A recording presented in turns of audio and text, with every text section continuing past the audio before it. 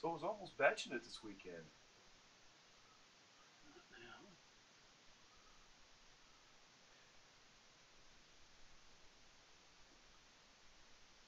Come on. Instead, it's a kid weekend. Two.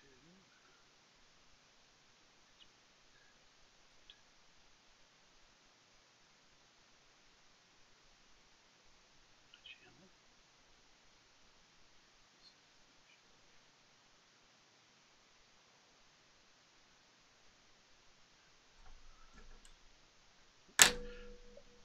You fucker. I'll say it, Be nice.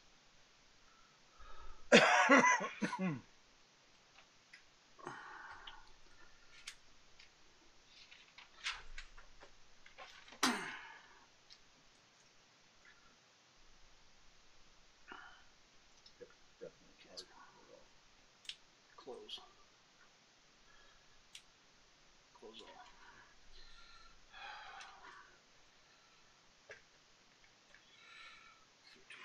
Okay.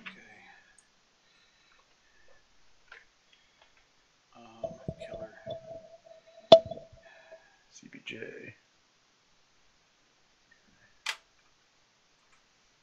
Send. All I did was reboot. I'm dead serious. All I did is reboot. I did a reboot last night. There should be no problems with this whatsoever.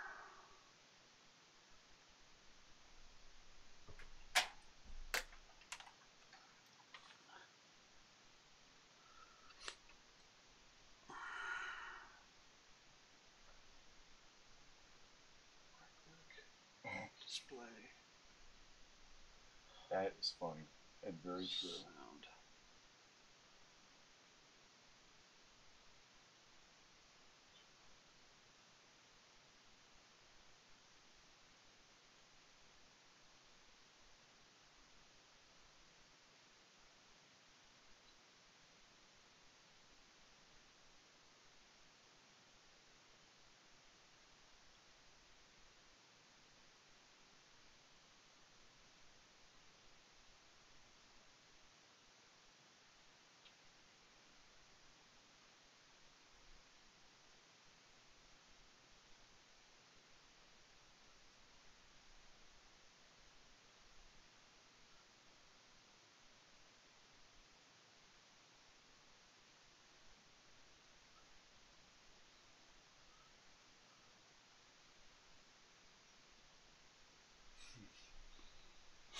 I'm getting.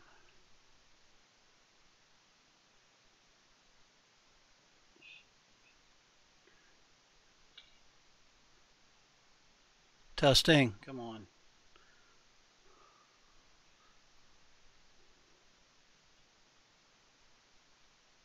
Testing. Come on.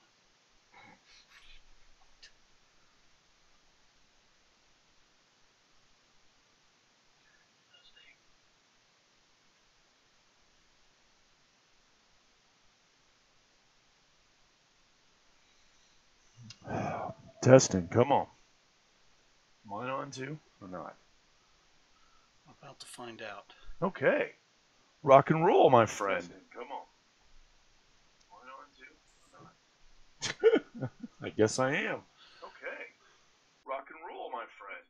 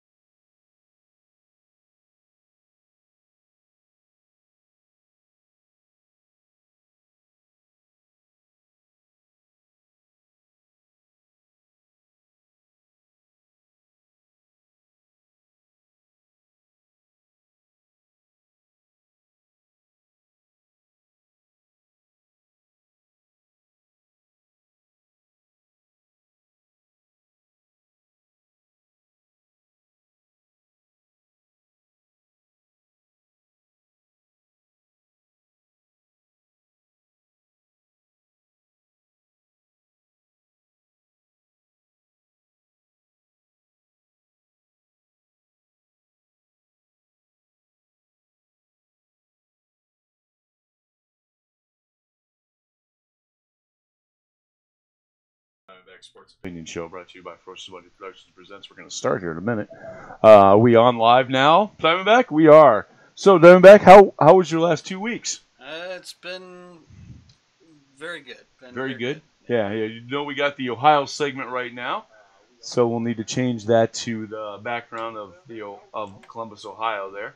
Yeah. So, anyhow, you had a pretty good 2 weeks. I missed not being here last week because, you know, the weather, it sucks that we had to put off the show, but we got a lot of material to talk about tonight. Yes. We got 2 weeks worth of Ohio teams and pro football and college football and a lot of things to cover. So, in case y'all missed it there at the beginning, this is the Ferocious Money Productions presents the iconic Drew and Diamondback Sports Opinion Show. This is the segment where we get to talk about teams in Ohio. And we're going to start with the Columbus Blue Jackets. And we'll start with January 10th. They took on the Predators and won in overtime, 4-3. And the Columbus Blue Jackets goals and assists that night. We had Boone Jenner with a goal, Josh Anderson and Zach Werenski with the helpers. Then Panarin had the next goal. Zach Werenski and Pierre-Luc Dubois had the next goal. And then Boone Jenner with another goal that night, and Nick Foligno helped them on the helper there. And Artemi Panarin got the overtime goal with Seth Jones and Cam Atkinson with the helpers. This was a 600th career victory for head coach John Tortello. Nice. Big night for Coach Tortello. That's awesome. And then we followed up on the 12th with another win at the Caps. This is a big win because it's the Caps. And that's the team we've been chasing or right ahead of all year long in the standings. So, Jackets win that game 2-1. Goals that night, Cam Atkinson, and then Marcus Narnavallo and Pierre-Luc Dubois with the helpers. Panarin with the goal and Seth Jones with the helper on that game. Then the next game on January the 13th, here's a game where defense was optional. Final score, Blue Jackets 7, Rangers 5. Big 12 game. Big 12 game, yes. Okay. The hockey equivalent of a Big 12 game. That's absolutely right, Diamondback.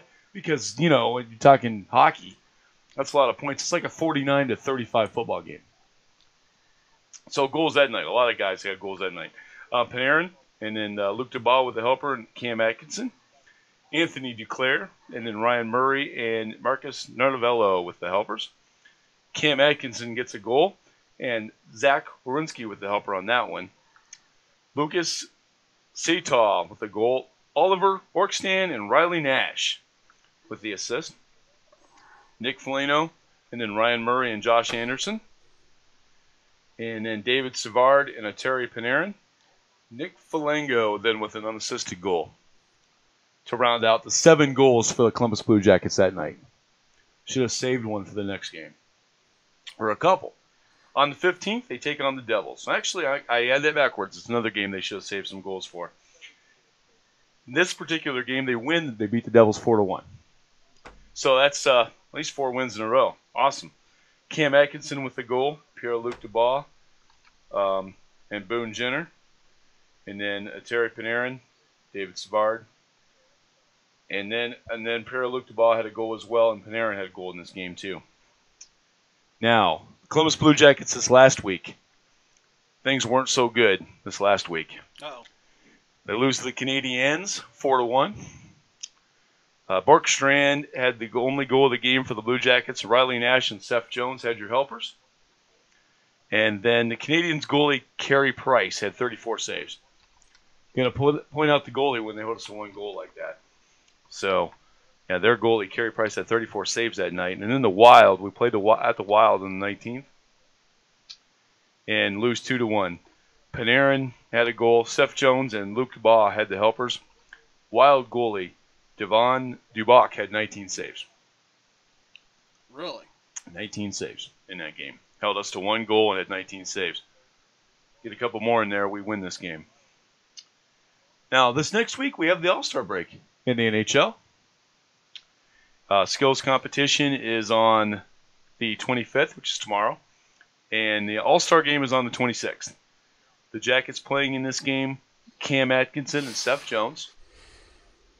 And the only real game next week is on the 29th at home against the Sabres. So the Jackets going into the break are 28-17, 1 point out of first place.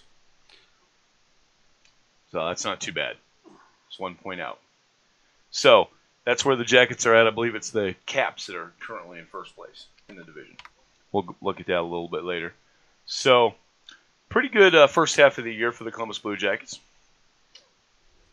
Right there, they're competing for that top spot. Phone number here, folks, was 614-996-8389. Once again, that's 614-996-8389. I had to look over at the phones. Did I charge it this week? Did I charge the bat phone for the calls? Actually, it's the hashtag saves the crew phone line. And pretty soon we'll be talking about the crew. Yes. Season getting ready to start pretty soon. And I definitely want to try to get some schematics up so that we have the what they're projecting the new stadium's going to look like. And, yes. So it's going to look with quite awesome. Production portion of it, I'm going to try to get as much of that information out there so people can see what kind of sweet stadium, because it does look pretty sweet. Right, it does. What I have seen. I mean, I remember when Moffrey was built. And everybody was like, "Holy cow, this is awesome!" Yeah. And now that's going to be the practice. Yeah, it's going to be a practice play, and they're also going to use it for concerts and things like that. So there's still going to be things going on at Maffrey. I'm going to let it fall apart like Cooper Stadium. Don't even get me started on that. So that's absolutely ridiculous what's happened to Cooper Stadium here in town. Somebody needs to step up and take care of that. If I had the money, I would, but I'm the iconic Drew. I don't have that kind of money. It's a drop in the bucket for you, man. Right, exactly. Drop in the bucket. Well, no, it's the other way around. You have a drop in a bucket of what they want. What they need. Yeah exactly. So, man, we have a good place for a concert. On the west side, they wouldn't care. Come on. Crank it up. Plus, you got a graveyard right there. Not going to be any neighbors complaining. Be a great place for an Ozzy Osbourne show. They didn't gripe about the baseball games there and Garth Brooks playing there. Right. And that was a great show. I was there. You were there too, weren't you? Yeah, I was there. That was a good show. Second show. The second show, yes. Right. We might have been at the same show. I don't remember. Anyway, so now that we've talked about the good pro sports team in Ohio, let's talk about the one that's not so good. That would be your Cleveland Cavaliers. Oh, I thought you were talking about the Buckeyes. Oh, sorry. We'll get to that in a minute. Ouch, yeah. Ouch. 614-996-8389. Had a buddy of mine texting me today about the Ohio State Buckeyes and their struggles here lately, the men's team. But we'll get to that in just a moment. Let's talk about the Cleveland Cavaliers first. Diamondbacks' favorite pro sports team. So on November 11th, they lost to the Rockets, 141-113. Ante Zikic had 18 points for Cleveland. I don't usually mention a player from the other team when it's the Cavs, but James Harden dropped in 43 points that night for the Rockets. Holy cow. Now here on the 13th, January 13th, they get to play the Lakers, and they win. Holy cow, the Cavs win 101-95. This ends a 12-game losing streak for the Cavs at this point. And I'm going to pull out Killer's favorite line that I use all the time. And that's going to be, even a blind squirrel catches a nut once in a while. Exactly. And C.D. Osman had 20 points. Tristan Thompson had 15 and 14 rebounds. Now, we got to mention this part. LeBron James did not play in this particular game. He was still out with a groin injury. Uh-oh. He had no problem walking into the pro football games that weekend in L.A. to watch the Rams play, but he had all kinds of issues with actually getting on the court and playing basketball against his own team. So, yeah, the Cavs must have been fired up that night, and they got a win. Basically, they're saying, our team is better without LeBron than your team without LeBron. That's kind of the lesson they were kind of given there, don't you think? Wow. I mean, that's pretty nice. Yeah, pretty good night for the Cavs to win that game. And I'm kind of dwelling on it because now there's a 5-game losing streak coming up. So, on the January 16th, they lose at the Trailblazers 129-112. Jordan Clarkson drops in 22 points that night. Then the Jazz, they lose to the Jazz at the Jazz 115-99. Colin Sexton with 15 points. The following day, they go to the Nuggets and lose 124-102. Ante Zixic with 23 points. Take a day off, and then the 21st, they come home to play the Bulls and lose again, 104-88. Dak Levine with 25 points. It's a 4-game losing streak at this point. But it snaps a 10-game losing streak for the Bulls at this point. So the Bulls have lost 10 games going in, and they snapped their 10-game losing streak. On the 23rd, they go to the Celtics and lose 123-103. C.D. Osman with 25 points. Next week, on the 25th, they get to play the Heat at home. On 27th, they go to the Bulls. 29th, they play the Wizards at home. Any idea what their record is at this point, Diamondback? Have no clue. No clue. You've not been keeping track? I have not. Remember before, a couple weeks ago, they had 8 wins. They've won 1 game in that time period in 2 weeks. In 2 weeks. Yeah. So they're now 9. 2 weeks? 9-40. 9-40 are the Cleveland Cavs. They are not good. No, they're not. But you do know LeBron's in LA. Well, I do now. Yeah, he's in LA, and he is playing for the. Well, he's not playing. Well, actually, he might be back now. So I'm not sure if LeBron's back or not, to be honest with you. So moving on with the Ohio teams. Before I do, here's that number, Castle. You said you were going to call in tonight. 614-996-8389. 614-996-8389. So we're moving on with the OSU men's basketball team, the Ohio State men's basketball team. Sweet. Well, not so sweet. Remember we were talking a couple weeks ago about how the men's team looked really good and the women's team didn't? Have we I don't want to give too much away, but there's a little bit of flip-flopping going on here. In fact, I need to bring this up because politicians have arrived in Ohio. the only sports team that's playing tonight that we follow on this show is the OSU women. So we'll be updating that score as the night goes on. They're playing Maryland tonight. See if I can't find that. Right, that'll be exciting. Go Bucks. Go Lady Bucks. So anyway, the OSU men's basketball team on January 12th, they go to Iowa and lose 72-62. Andre Wesson with 13 points. And I don't want to give too much away here, but there's some losing coming up.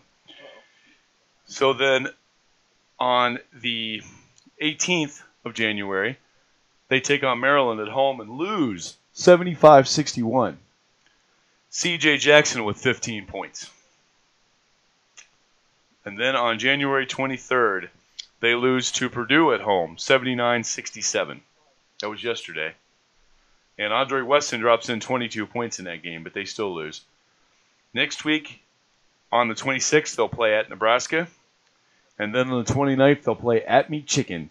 And that's not good because Meat Chicken's only lost 1 game in college basketball this year. They're good. They're looking very good. They look like a team that could make a serious run in the tournament. I was listening to a couple other shows, and when they had announced that, I about fell over. I'm like going, has Fab Five come back? Right, exactly. I mean, every 20 years, Meat Chicken has a good college basketball team. That's kind of their goal. Once every 20 years.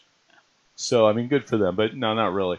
Although I will put my scarlet and gray glasses away if it means winning the tournament and moving Meat Chicken as far as possible.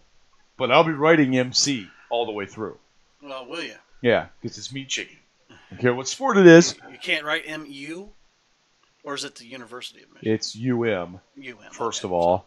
And we're wasting way too much time talking about Meat Chicken in the Ohio segment. But they are good this year. I brought them up. I brought them up. That's my fault. But, nonetheless, Ohio State men's basketball, back to them. Their record now is 12-6. And remember, at one point they were 12-1. Now, my buddy Castle said on my when he was texting me today, he said, time to fire the coach.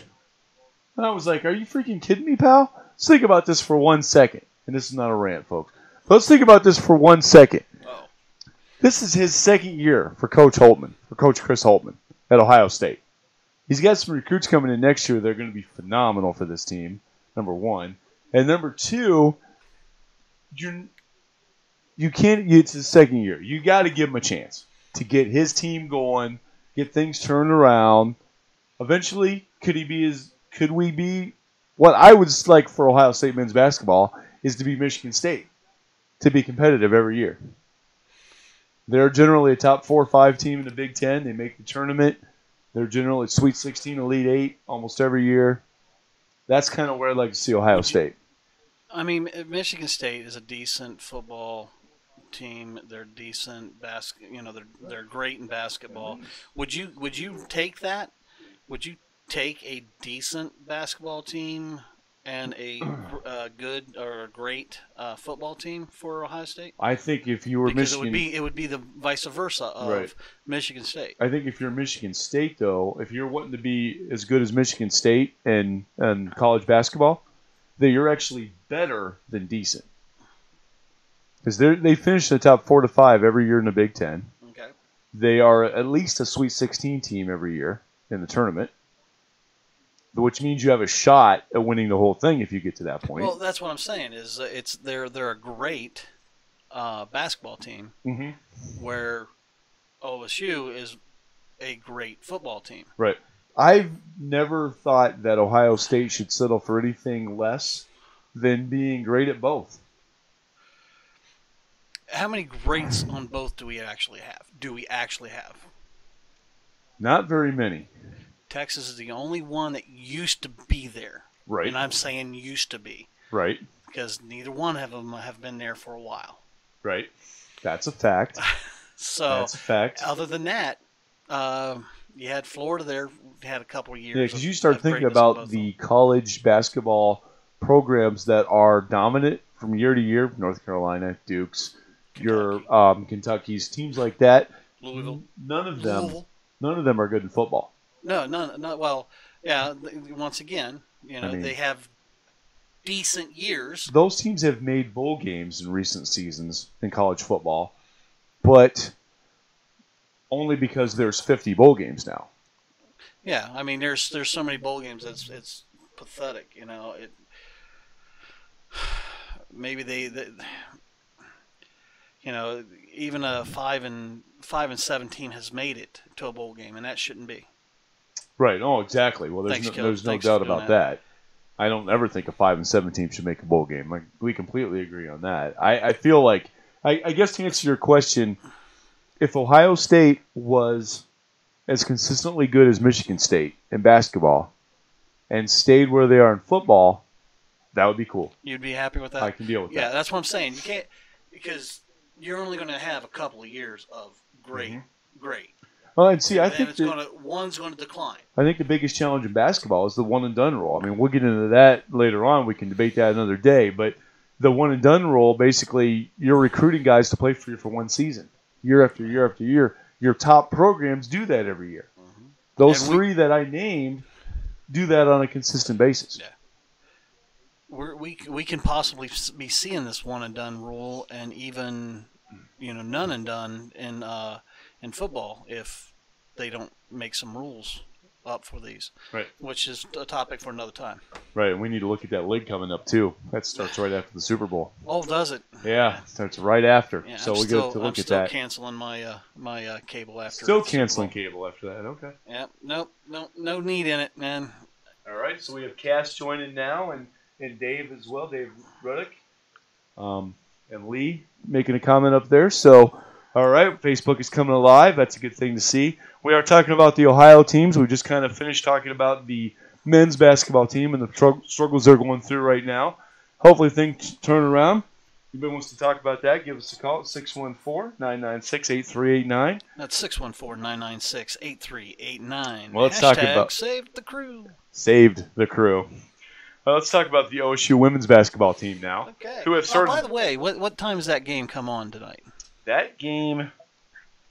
I don't have the time written down here. You don't have to be honest. Well, that's about useless. Yeah, thank you. So, and we have a phone call. All right. And it looks like, hold on. Hello, caller. Yeah, this is Cass. Hey, Cass, how's it going, buddy? Hey, not much. Just checked in when you were talking about the Ohio State men's basketball team. I'm driving right now, so I couldn't really Listen, so I can give you my quick input on Ohio State's men's basketball team and why they're struggling. Okay. I think what it is they don't have a set number 2 scorer. Without when Caleb Wesson goes into foul trouble, they don't have that guy like last year when if Jayshawn Tate or Keita Bates-Diop got into foul trouble, they didn't have the Cam Williams of the world to come in that can shoot and make baskets. There's some guys that are very capable of doing it, but they don't have that guy this year, and they're turning the ball over way too much. Granted, last night they shot the ball a lot better. Actually, they had a better percentage than Purdue, but you can't go down on a 24-1 run to start a half or midway through a half in the second half and expect to come back and win. But they are very struggling. But they don't, in my opinion, they don't have that number 2 scorer to help complement what Caleb Weston can do, because Caleb Weston is struggling right now, and that's because he's getting in foul trouble. Right. And I've noticed that too, Cass. It just seems like there isn't another option to go to. And of course the other teams know that too. And they're basically just like, once this guy scores, we'll be okay, and be able to. But you got to have a second guy to go to. And yeah, absolutely. And they have 2 guys in Luther Muhammad and Dwayne Washington who are very, very capable. But you're seeing the 2 seniors, the lone seniors that are very struggling right now, Keyshawn Woods and C.J. Jackson. Those guys are going to have to step up and play. But now that you're in a 5-game losing streak, if I'm Chris Holtman, and I know his loyalty to seniors, and plus Kyle Young's out for a little bit right now, I would have to agree with, if you listen to 105.7, Jackson and McCoy, Stan Jackson came out and made a point. Maybe bench C.J. Jackson and Keyshawn Woods and start Dwayne Washington. Have him come in, because he can be lethal, and he showed that in the first half against Maryland last Friday that he could be lethal. He shot very, very well. If Dwayne Washington can be that second scorer, like I think he can, you might have to start him, not bring him off the bench. Just change your lineup a little bit just to see what's going on. And I honestly, I don't know how much you guys watch Ohio State basketball, but you know me, Drew, for quite some time now. If it's basketball, if it's Ohio State, I'm watching it. right. And if you can get a player that has the heart and the pride and the energy that Andre Wesson brings on, and you can put that in everybody. Like, he is not the best player on this team. He is not the scorer. He'll play some defense and play some tough. The kid is tough as nails. Busted out 2 teeth, chipped a tooth in a game. Still came back in. He gets beat up all the time, but he's a guy who can't find a shot. If you could put that guy's energy and heart into the game of basketball, into C.J. Jackson or Keyshawn Woods, to the guys that are struggling, this team could be, a lot better than they are. And this is expected, and a lot of Buckeye fans don't know. This is expected. We just got spoiled because Ohio State started 12-1. Right. I think that this team is overachieved at the beginning of the season, and now you're starting to see the skill set because you only have 1 scorer. So everybody's still got to be patient with this basketball team, knowing that they've got two McDonald's All-Americans coming in next year, and the top recruiting class in the Big Ten coming in next year. So Right. we're looking pretty good. And then I caught the tail end of your one and done rule. The only 2 coaches in the country and NCAA basketball that have not, that one of them has never recruited a McDonald's All-American. And the only 2 coaches that keep year on and year out, keep juniors and seniors, and you see is Tom Izzo and John Beilein over to Michigan. And those 2 guys keep their players. I don't know how they do it, but they keep their players and they keep a strong mold. And I think Chris Holtman and a lot of the Big Ten schools are starting to go that route because you're not like Dukes, the Kansas, the North Carolinas. I mean, I could talk to a Duke fan and I could tell them that when's the last time you had a 4-year starter or a 3-year starter on your basketball team? Right. Yeah, and that's been forever. I mean, and look I what have not, seen that. Look what Gonzaga was able to do, be a mid-major, and now they're a major player right in college basketball every year. Yeah, absolutely. And that's why I think, and John Beeline, by the way, is the coach that I found this out today, is the only coach in the Big Ten that has a powerhouse program that has not recruited a McDonald's All-American. And that's shocking because in this is his 12th season, he's taken his team to 2 Final Fours, 2 national championships that year. We obviously didn't win. 3 Sweet 16s. And 2 Elite Eights, and he's also only missed the tournament 3 times as the head coach of Michigan. Jeez. Wow. And he did come from West Virginia. So that gives my next question, and I'll hang up and have you guys debate this. I know this might be a little off topic with your guys' schedule. Has Michigan changed into a basketball school more than a football school, or is it still a football school? And it's great chatting with you guys. Check out my brand new website with AP and my buddy Dan, BigSportsBulletin.com. Go check it out. A lot of the Midwestern sports and the Big Ten Conference. Check them out. Also 2 podcasts, a Bunch of Nuts podcast and 14 Bullets. So I'll hang up here and listen to you guys debate on, is Michigan now a basketball school more than a football school? All right, well, thanks for calling in, Cass, and we'll check all those out for you. Have a good night.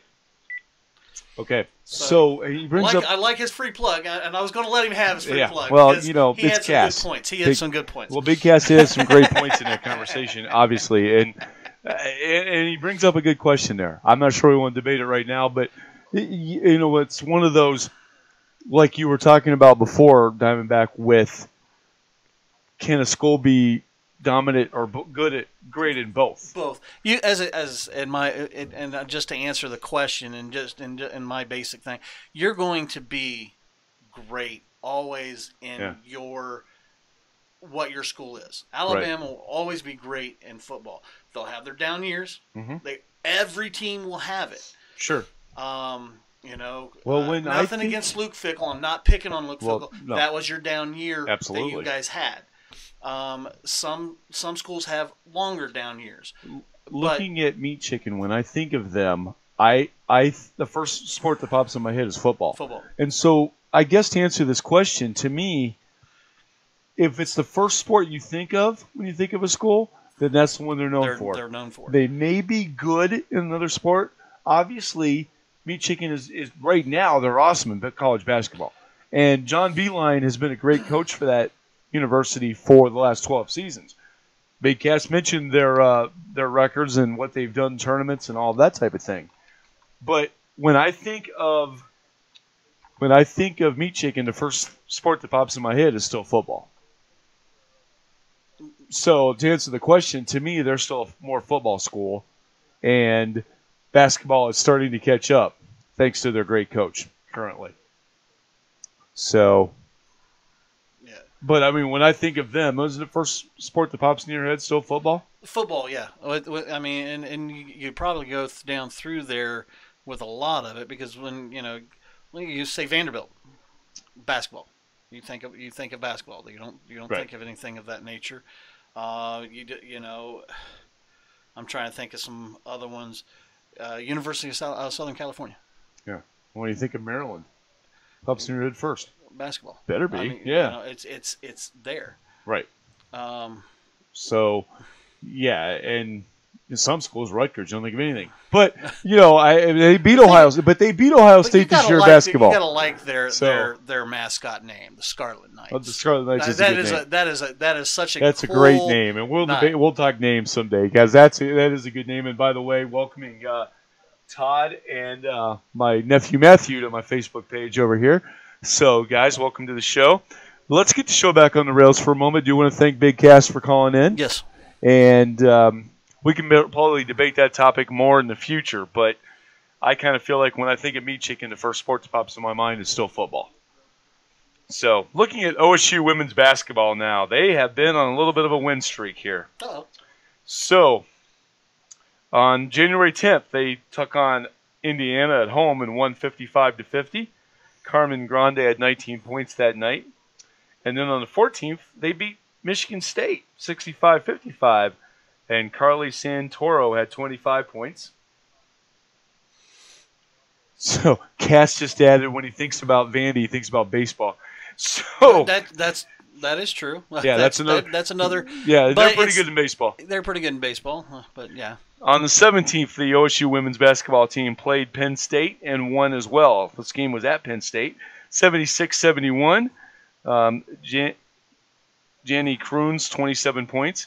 But on January 20th, the aforementioned Meat Chicken beat Ohio State at Meat Chicken, 62-58. That night, Carly Santoro poured in 16 points for Ohio State. But that's 3 out of 4 wins for the Lady Buckeyes during that stretch, during these 2 weeks. And they've got their record to 7-9, only 2 games below 500 now. So, looking like they could turn it around and possibly be a tournament team this season. And they do play tonight against Maryland, and then on the 28th, they go to Minnesota. Those are their 2 games this week.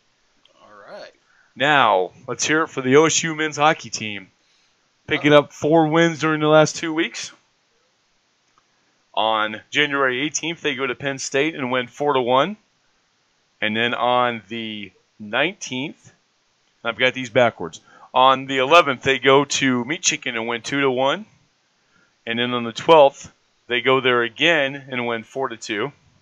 Actually, those games were here at Ohio State. And then on the 18th, they go to Penn State, and that's that game they win 4-1 that I just mentioned. And then they go to Penn State on the 19th as well and win 6-4. So a 4-game win stretch there for Ohio State men's hockey team. 15-5-4. There's their current record now. Give our phone number again, 614-996-8389 if anybody wants to call in. And Bill Cope has mentioned on my Facebook page that Rutgers is known for golf. Golf. So there we go. We got to give the Scarlet Knights something. Golf. Yeah. College golf at that. And I'm sorry to Todd the Barber, but college golf? Really? Okay. Anyhow. So, I don't know. I've never watched college golf. Have you, Diamondback? No. No, I didn't think so. No. No. Okay. I was trying to think if there was ever a time. Ever a time when you've watched college golf? Yeah. You've never watched college golf. I've never watched golf. I don't even think. Can you even watch it on TV? It's got to be on some cable channel because how many cable channels? And the Big Ten network's got to be filled with something when it's not football and basketball time. Oh, they just play their highlight baseball games. And highlight games, right? I'm dead serious. Every time I turn on a Big Ten network, nothing against Big Ten network. That's all I ever see is. And tell you what, they are very Ohio State biased, by the way, because a lot of those games are the Ohio State games. And I'm going to defend Ohio State on this I don't defend the Big Ten network. I don't think it's a matter of being Big Ten biased. It's been a matter of Ohio State has dominated the Big Ten for so many years now that we have the best games to show. And the Nebraska games, when they do show Nebraska games, no offense, Tipsy, if you are listening, but when they do play them, it's when they was in the Big 12. Yeah, and they play them as Big Ten games now. That's a whole other topic. Oh my goodness, that's crazy. I'm opening right up a can of worms for a Yeah, little foreshadowing. Those were not Big Ten games. Those are not Big Ten games, Yeah. but they're claiming them. Okay. No. Anything to get it on the network, right? Yeah. Make Nebraska look good. You know, back when I was, 15, they looked good. Anyhow, sorry, Tipsy. So, that was a few years ago, by the way, folks. And then Carrie has finally joined. Hi, Carrie. So, about the Big Ten. Killer's chiming in here. You're talking about the Big Ten as if there's no other teams besides Ohio. In college football, probably not. Not lately. Not lately, no. I mean, unless you're Purdue. So, and I'll go ahead and correct Purdue it because I was like setting it up for him to do it. That's not just Ohio. That's Ohio State. The Ohio State. Thank you, Killer. Come on, I know you're not a big college football fan, but come on, buddy. So, looking forward to meeting Carl here in a month or two. So, when the big Diamondback wedding takes place. 4 months. 4 months. Okay, I thought it was sooner than that. Yeah, we're I probably should put it in my phone. Well, the invitations just went out this From what week. I understand, they arrived today. That's what I heard. Oh, they did. Yeah, my invitation arrived today. Well, me at a plus one. Those. Gee, I wonder who my plus one will be. I don't know. Yeah. I mean, you don't have to have a plus one, but it's there. No, she'll definitely be my plus one. I'm So when we come back from this break, let's take a quick break here. It only went across the 270. Could have held on to it and given it to me tonight. Yeah, and it would have been the same result. The same exact result, Diamondback. So anyway, when we come back from this next break, we'll talk about college football news in our next segment, which is Killer's favorite topic. And probably have something here from Todd's Barbershop coming up in this break, I would imagine. That's what I'm trying to find. So when we come back from this break, once again, this is Before we go to the break. Oh, before we go to the break, there is some more Ohio news. That's right. Some more Ohio news. Diamondback has breaking Ohio news for us, everybody. It's not breaking. Earlier this week, the Mascot National Championship, Division 1A, was announced. Brutus the Buckeye got that. So Ohio State did win something this year. So Brutus the Buckeye is the best mascot of all of college sports? For this year. Yep. Well, I kind of knew that. I mean, that's a given. Should win that every year. It's a nut, man. It's a nut. Yeah. It's the best mascot ever in college sports. And there's my blind squirrel. Okay? Right. Now do you understand the statement, Killer? So anyway, when we come back from this break, which I've been trying to go to for about 20 minutes now. No, not quite that long. No. How long? Once again, folks, 614-996-8389. We come back from this break. This is the Ferocious Money Productions presents the Iconic Drew and Diamondback Sports Opinion Show. We come back, we'll talk about college football news that has taken place the last 2 weeks. Get a haircut and get a real job. Are you getting shaggy? When you go home to visit your mom, does she say, "Who is the new girl?" Well, this is the Iconic Drew, and every time I need a haircut, I go see Todd at Todd's Barbershop. There are always sports on the TVs, and everyone gives their opinion on sports. Sometimes even topics from the Iconic Drew and cast of characters sports opinion show. Todd has been cutting hair for over 18 years, and he's very personable. He will give his opinion on sports and anything else we're discussing. If you want to get a great haircut at an old-fashioned barbershop, go see Todd the Barber at Todd's Barbershop, located at 3867 Latimer Street, Hilliard, Ohio, in the heart of downtown Hilliard, near Columbus, Ohio. Hours are Tuesday, 2 p.m. to 6 p.m., Wednesday, 9 a.m. to 4 p.m., Thursday, 9 a.m. to 6 p.m., and Friday, 9 a.m. to 4 p.m., and then on Saturday from 7 a.m. to 1 p.m. Closed on Sunday and Monday because Todd is a family man. So if you need a haircut, do what the Iconic Drew would do. Go see Todd at Todd's Barber.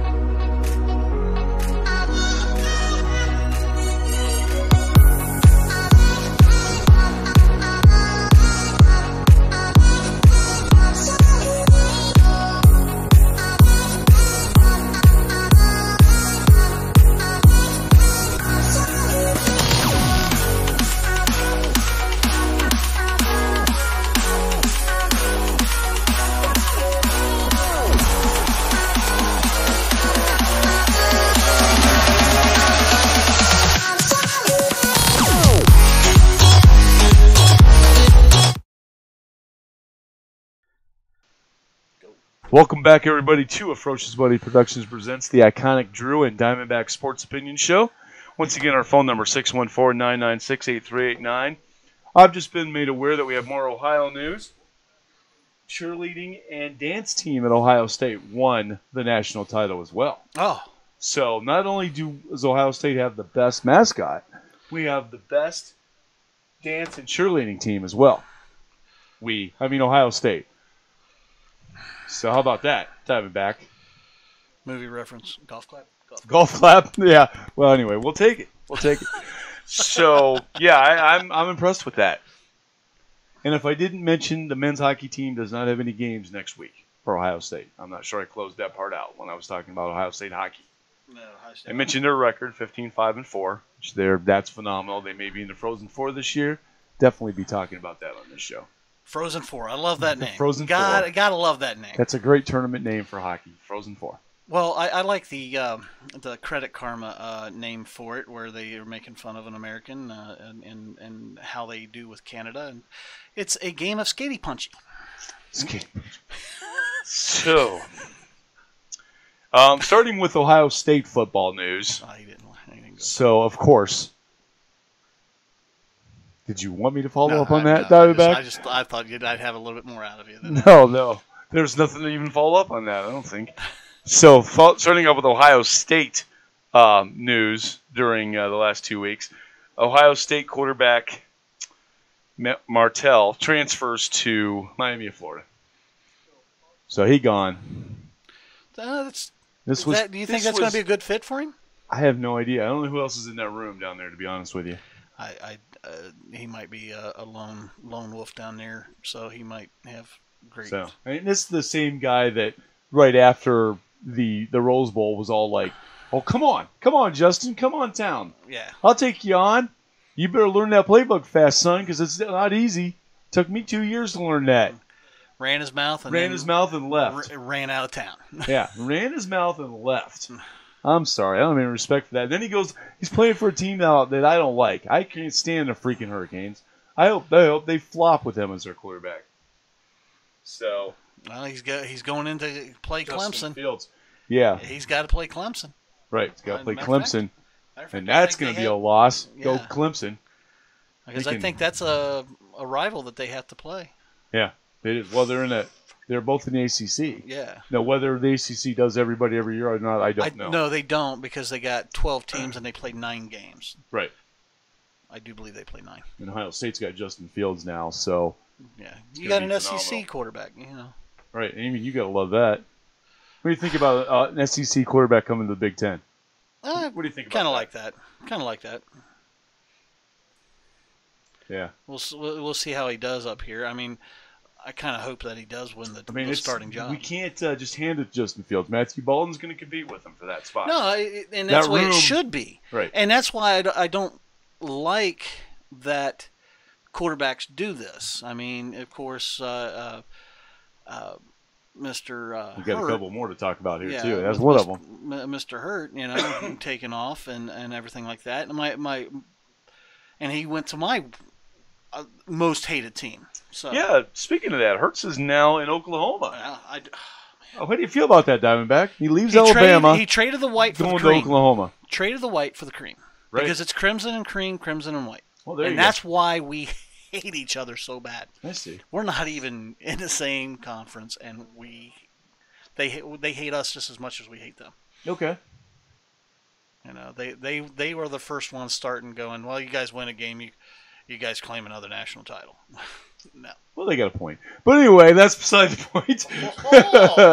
Dude, so, do we want to go down that avenue? I personally, I mean, you got to hand it to Jalen Hurts to stay. He stayed this year. Yeah. And I've had mad respect for Jalen Hurts since he stayed. This is why I'm so irritated with Martell, because how do you run your mouth and then give up? He could have redshirted this year. Yeah. And then Hurts could have done this last year, and he didn't. Right. He could have redshirted this year, so this year could have been a wash for him. But he stayed and played backup for Tua. Yes. And you gotta admire that. Hey, he's seen something, but he wants some more playing time, and I don't have a problem with that move. I don't have a problem with it. What I have a problem with is this guy here running his mouth and then Martell, running himself out of town. Right. You should have stayed and backed up your words. Exactly. Make it competitive. Yeah. Granted, Tua's going to start for Alabama this year, and then he's probably going to go into It's the a NFL. perfectly opposite situation of Joe going down to LSU Right. from Ohio State last year, because he stayed through spring ball. He competed. He saw what the writing on the wall and said, "Oh, I better go someplace else so I can play." So I can Joe have Burrow. Thank you. I couldn't think of his name for a second. Joe Burrow. Yeah, and he goes down there and look what he did at LSU. He lit it up in the SEC country. Right. And that says a lot for him. Now, granted, he had, 3 losses this year, I do believe. I think they had 3 losses. They had 3 losses. 2 or 3 anyways, but... I was rooting for LSU almost every week. Yeah, You've got me rooting for Bama finally, the only SEC team I can root for on a regular basis, thanks to you. And I know I've returned that to you with Ohio State, but the fact is that, at least to a certain degree. Yes, college football is overkiller. However, there is still news. There's still news to talk about in college football, Killer, and you know what? It doesn't really die, and then we got spring games.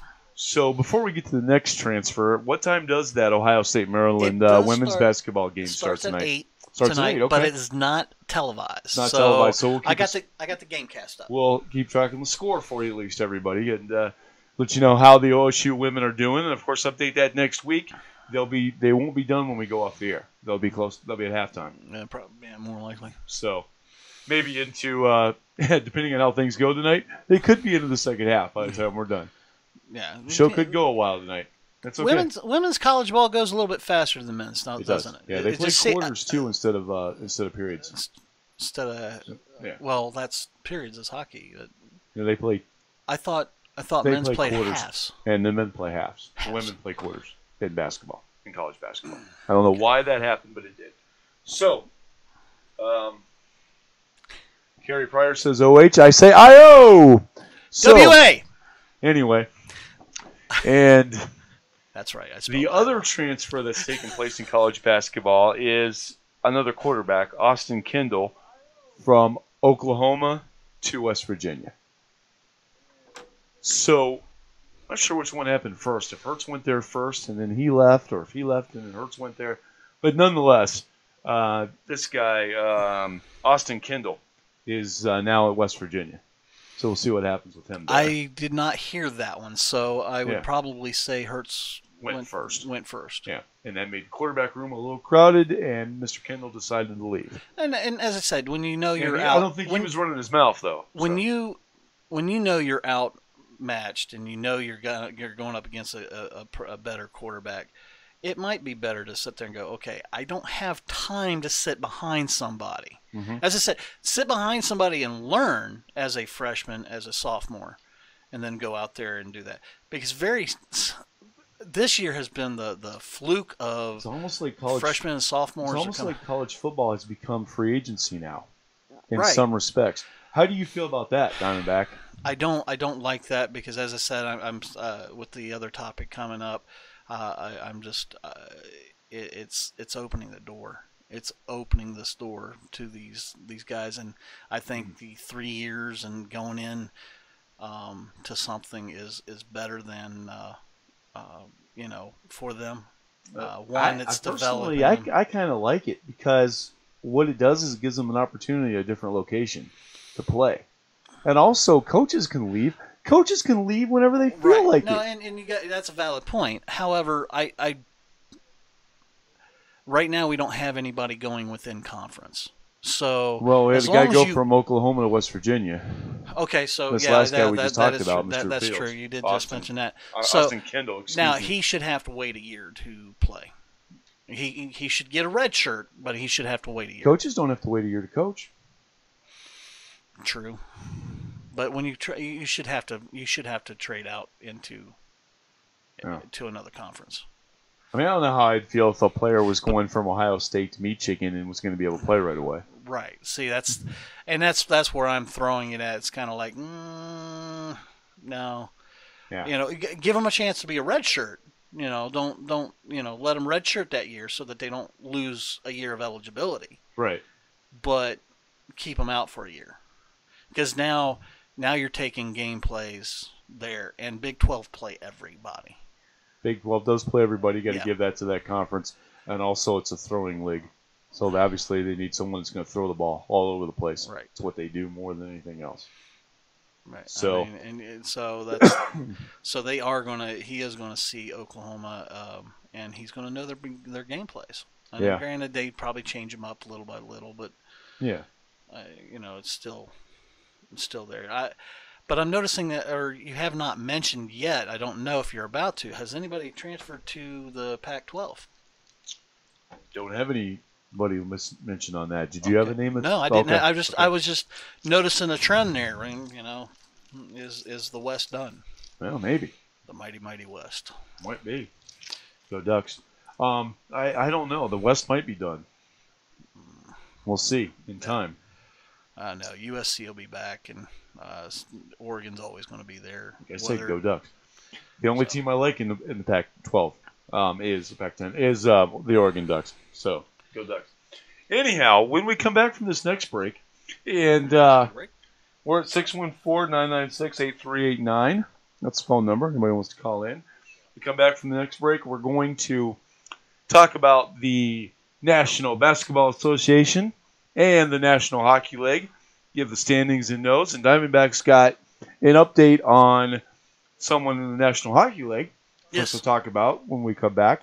So we'll get to that as well. This is, of course, the Ferocious Bunny Productions presents the iconic Drew and Diamondback Sports Opinion Show. Get a haircut and get a real job. Has your better half ever told you look like a bad chia pet? Does she make you sleep on the couch? Does she confuse you with the dog? Then maybe it's time for a haircut. Hi, I'm the Diamondback, and when this happens to me, I go see Todd the barber at Todd's Barber Shop. Todd always has sports on TV and great sports topics being discussed between Todd and the other patrons. Todd's been cutting hair for over 18 years and very personable. He will give you his opinion about sports and other topics of discussion, always guaranteed to make you laugh. Todd is located at 3867 Latimer Street, Hilliard, Ohio, in the heart of downtown Hilliard. His hours of operation are Tuesday 2 p.m. to 6 p.m., Wednesday 8:30 a.m. to 4 p.m., Thursday 8:30 a.m. to 6 p.m., Friday 8:30 a.m. to 4 p.m., and Saturday 7 a.m. to 1. Closed on Sunday and Monday, so when you need a haircut, follow the Diamondback's advice and go see Todd at Todd's Barber Shop.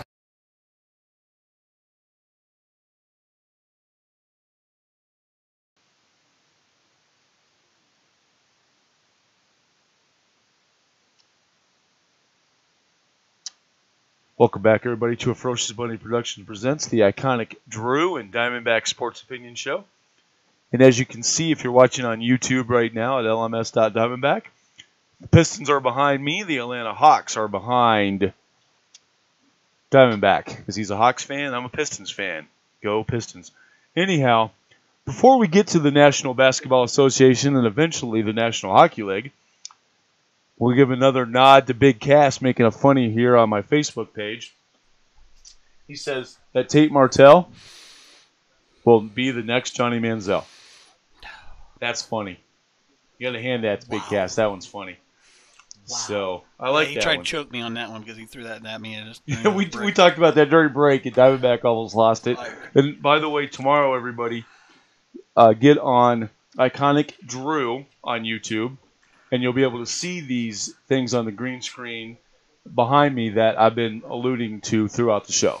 Yeah. So right now, awesome Pistons. I do like the new Pistons logo. That is awesome. Yeah, I seen that one. I had to pick that one for you. Yeah. I kind of wish I would have found something. It's been 2 or 3 years since I they went went retro. I mean, this is kind of retro. Yeah, here, it is. The Hawks logo is a little retro for you there. But let's take a look at where our two teams are first. We've already talked about the Cavs. The Hawks are not in first. And there is no reason to talk about the Cavs anymore. They're dead last in the East, and we've alluded to the fact that they lost a lot of games, and they'll continue to. Anyway, the Atlanta Hawks are 15-32, 19 and a half games out of first place. currently in 12th place. 12th. Yeah. No, I knew they weren't. They're not doing. They're not tearing it up, and I don't think they're going to make the playoffs. The Detroit Pistons, meanwhile, are 21 and 26, 13 and a half games out of first place, but only a game and a half out of that elusive 8th playoff spot. So the Pistons still have a shot at making the playoffs. But going from 8 to 1 in the East right now, where we stand, the Heat are in 8th place, 12 games back. The Hornets are in 7th, and they are 11.5 back. Then you get the Brooklyn Nets at 9.5 back. The Celtics are in 5th at 5 games back. Then we have the 76ers at 3.5 back. The Pacers at 2.5 back in 3rd. Then we have a virtual tie between the Bucks and the Raptors at the top of the conference. The Bucks are 34 and 12, and the Raptors are 36 and 14. So, virtual tie between those two teams for that top spot right now. But look out for my Pistons. Might make the playoffs and be eliminated in the first round, so that would be awesome. Now, let's look at the West. First, we're going to start with the Lakers. The LeBron-less Lakers at the moment, because we think he's still hurt. Might still be out. We're not sure. Yeah, that I don't know. So, they are in 9th place, 8.5 games out at 25 and 23. Now, notice how much tighter the West is as I go through these, everybody. In 8th place is the Clippers, the other team in L.A., 7.5 out. The Jazz are in 7th at 7 games out. Then the Spurs are also 7 games out. The Rockets are 6 games out in 5th. Trailblazers are in 4th at 5 games out. The Thunder, 4 games back in 3rd. Nuggets are in 2nd at 1.5 back. And shocker among shockers, the top team in the West, the Warriors. They are 35 and 14. Come out and play. The Warriors are 35 and 14 as of right now. So before I get to we're going to switch over to the National Hockey League. And before I get to the National Hockey League standings, you'll notice that now it's the Blue Jackets for me and for Diamondback, the Calgary Flames. Why? Because they played in Atlanta at one time. They used to be in Atlanta. But he doesn't like the current Atlanta team. They don't have a current Atlanta team. They left. Oh, that's right. They did. Never mind. They left. They left. Here's every other newsflash. hockey team. We should not have hockey in Atlanta. It just doesn't work, apparently. It does not. So before I get to the standings in the National Hockey League, let's go to Diamondback for some National Hockey League news. So, the Edmonton Oilers fired their GM. Whoa. Peter Chiarelli. He was their GM up there. Probably butchered the name again, and Killer's probably facepalming as we speak. He's working on it. Probably. So, yeah, thanks to Killer. He is how I found that information out, because he is an Edmonton fan. So, he wanted to bring that to our attention. It looked like he had 3+ years at the helm there as the GM, and moving on. So well, they're next to last place in the Pacific Division, so maybe it was time for a move. Yeah, he's not too happy out there, Killer. No. So let's stay in the Pacific Division when we go to the National Hockey League standings. The top 3 teams, the Flames, Sharks, and Golden Knights. So yes, your team is in first place in your conference. I need a big phone number 1, you know. There you go. Like I said before, man, it's going to happen. This is the year. I can feel it. Stanley Cup Finals prediction right now. Columbus Blue Jackets, Calgary Flames. We'll be going nuts. That would be awesome. Then in the Central... Wait, I'll let you talk about that. Go ahead. You have a comment about that. Can the Blue Jackets get past the first round? Well, man, that's right now. I'll tell you what. As a Blue Jackets fan, it's really all I want. I would love to just win a playoff series. Please, Jackets, give me one. God, this is. I know we've talked about this before, but every sports team I root for, except for the Columbus Blue Jackets, were around before I was born. Yeah. So this is the team that they came to existence in 2000. Right. They That was their first season, the 0001 season. Yeah. Was their first year. Them and the Wild came in the league, and wasn't this it is Nashville, or was the Nashville came before that? The year before that? A year or two. Yeah. Not sure exactly. Yeah, when I Nashville know they came were back. picking three cities at that time, and that we were one that was dismissed, but they actually pleaded with them and said, "Hey, before you dismiss us, let us show you what we can do." Right. And Nationwide stepped up to the plate and said, "This is what we'll build." And it's awesome. That stadium is just awesome. They got suites up there for businesses that they rent part of the building for we their went and business. seen Bob Seger there Saturday night, and it's an awesome place to see a concert. It's an awesome place to see a hockey game. And the Nationwide has really stepped up and done an awesome job for the city of Columbus. Yeah, they in that have. respect. They really are, and they're stepping up with this with the Columbus crew, trying Right. to keep the crew here. So I give my hats off to Nationwide for that. Absolutely. To doing that, and they're doing a great job with Children's Hospital, because Nationwide's Children's Hospital. You drive up 70 or down 70, you'll see that over there. They have It's really gorgeous. stepped that up. Yeah. They matter of fact, the Afrocentric school, which is a Columbus City school, they built that for Columbus City Wow. because they wanted the old Afrocentric building. Wow. So they literally built that, and that is the only high school here in Ohio that has an NBA-sized court. If you ever get a chance to go out there off of James and Stelzer out by the airport, that is an NBA-sized court for the basketball team, and that's where all the state finals are now. Maybe I should see if my contact at the Ohio Media School, Jake, can get me a gig at that school at Afrocentric. Afrocentric, yes. After doing Mifflin a couple weeks ago, and that would be awesome. I'd like to see that facility. It is a very nice facility. It is very beautiful. They did a great job with that. Yeah, that was part of the bargain. Nationwide built that for Columbus City Schools. So good for them. And back to the National Hockey League, if you don't mind. In the Central Division, the top three teams are the Jets, Predators, and Wild. So then I say go Jets. And then It's a skiff, killer. It's a skiff. In the let's do the Atlantic Division first.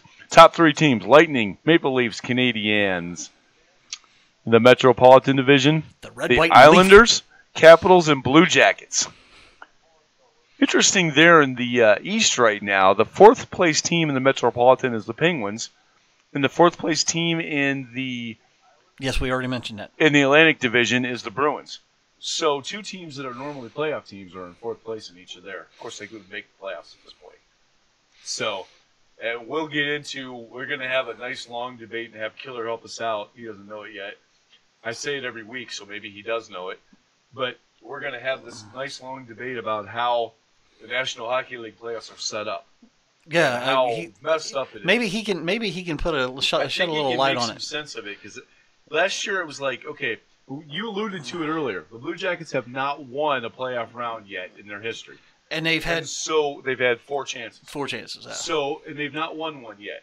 But when you look at this, last year they had to play the second best team, and they were the third best team going in the playoffs in the first round.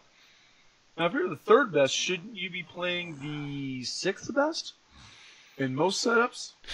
Well, see, they went to the new format, because when I watched, I can't really say I was an advocate watcher of hockey. There used to be 1 through 8. Now there's 2 sets of 1 through 4 on each side. Yeah. And that's what I don't understand. Yeah, but I like the old way myself. I like the old way where they did where they actually the way it makes sense. They did 1 through 8, and then they would reseed and then do it again. Yeah. Highest seed team for the division winners place the second wild card team, the second plays the third seed in their divisions. Okay, so that doesn't make no sense. Still don't like it, Killer. So it makes sense. It's just go back to the old way: seed them and then reseed them. As I said, I've never been I guess I'm using the word properly, an avid watcher of of hockey. I would just watch. Hey, it's a hockey game. All right, I'm bored. Obviously, you're a Calgary fan. So anyhow, live in a city with a team. He doesn't choose them. Instead, he chooses a team that left the city of his favorite NFL team in the dust. So basically, you're rooting for the Baltimore Ravens of the National Hockey League. Yeah, but they left Atlanta. Once again, like the Baltimore Ravens, they left Cleveland and went to Baltimore and won a championship. They left Atlanta and went to Calgary and won some championships. That's a good play. We got a phone call. Uh-oh. Who's this? Hello, caller. What's up, guys? Hey, Killer. Killer, how's it going? Good, how are you? I'm doing good, man. I'm doing good. I'm looking forward to meeting you in about 4 months when you come down for the wedding. Yeah, in May. In May. It needs to get on my calendar. But go ahead. Okay, so I'm going to explain this to you right now since you already talked to me about it, so I might as well just do it right now. All right, go ahead. The playoff seeds. The top seed in each division are seeded 1 and 2. So whoever in each conference, Eastern or Western, is the number 1 seed, plays against the second wild card team or the lowest seeded team in out of the top 8 that are not in the division. So you could have a whole division of the top 3 of each team make the playoffs, and then it could be 2 teams from either division, depending on who the higher seeded teams. So, like, once those games happen, the number 2, number 3 seed, which is normally why Pittsburgh and Columbus or Washington and Columbus end up playing each other, because Washington, Pittsburgh, and Columbus have been the top 3 seeds in that division for quite a while. So the first seed usually goes on to play a wild card team, and then Pittsburgh and Columbus played against each other like last year, and then in the first round, and then the winner of that. So let's say Pittsburgh and Columbus played. Columbus or Pittsburgh wins. They would go play against the first seed in their division. For some dumb reason, I don't know why they didn't do like the lowest seed plays against the highest seed in the second round. They just they go against the division for some dumb reason. So it's the in division until the third round, which is a conference final, and then the East plays against the West, or the North and the South, whatever you want to call them. Right. Okay. So it makes sense, but it's like you spend the entire season competing with these same teams for that top 2 or 3 spots in your division, right? Yeah. Like the Blue Jackets this year, we're fighting the Islanders, the Caps, and the Pens. Those are the 4 top teams in our division. So you fight those same teams all year long, and then you finish a point or 2 behind one of them and play them in the first round. Yeah, pretty much. That's how it used to be, like back before they did the change, like back when it was like the Smythe division and the Adam division and the Norris division, right. That sort of thing. I remember those. Playing it against the top 4 teams in that division would end up making the playoffs, and then first play against 4, second play against third, and then you go to the next round, and whoever wins out of that would play against each other again. Yeah. And then whoever would go on to the conference final. So that's how it was way before they did the rework, like back in the 90s, in the 80s and 90s is what it was. Mm-hmm. That's how it was for the playoff picture then, too. So they kind of went back to that a little bit, but instead of just having the top 4 teams in each division, they went to the top 8 teams in the conference. So you had your top 3 teams in each division, plus your 2 wildcard teams. So that way, because there's more than just 4 teams in each division, there's tons. There's like 8 teams in a division now. So you could have like 6 teams, or no, sorry, you can have 5 teams in one division and 3 in the other make the playoffs, right. Instead of 4 and 4. So yep. they did it so the top 8 teams can make the playoffs, because you ended up having teams that were like not as good make the playoffs, where you had a team that had 10 points more in your division not make the playoffs because they were the 5th seeded team. Right. You know what I mean? So that's the only reason why they did it that way. All right, it makes very little sense to me, but it almost seems like you'd be better off to finish, say, 5th than 3rd. Yes, I mean if you finish 5th in your division. Well, 5th overall, I mean, between the 2. Well, if you did, then you played against the or no, it's fifth. This is fifth in you're talking about the conference or division? Conference. So I mean, let's say between you get the melding of the 8 teams from the Atlantic and Metropolitan. In your conference, like in the conference, Right. you would still end up playing whatever division you're in first because you're not playing against the top two, like the top seed, but you're not playing against you're not one of the bottom seeds, right? So if you finish fifth in the conference, right, then you're somewhere you're second or third in each division. Right. You know so what if I mean? the first round, what you're saying, if you finish third in your division, right? then you're playing against the second seeded team. So what you're saying is that's how it works, like in your division. So like I said, if Columbus finished second and Pittsburgh finished third, then Columbus will play against Pittsburgh, and let's say Washington will play against whoever the seventh or eighth seeded team was. Right. Right. So you get rewarded for winning your division, but in the second round you play against your division. Right. That makes sense. I get that now. I mean, I understand it now. Okay, I'm glad you understand it because Diamondback is lost. It's clear as mud right now, and I mean it's mud. Wow. I was looking at his face on the Yeah, believe me. Yeah. Talking about right now. You gotta be so confused, man. My face is like the same shade as behind me here, man. Woo! So yeah, like holding my breath trying to keep up. I get the logic of it now. I can't say I necessarily completely like it, but I get the logic. So, I just got a question for you then, Killer. What is your opinion of it? I mean, it doesn't sound like you're in favor of this either.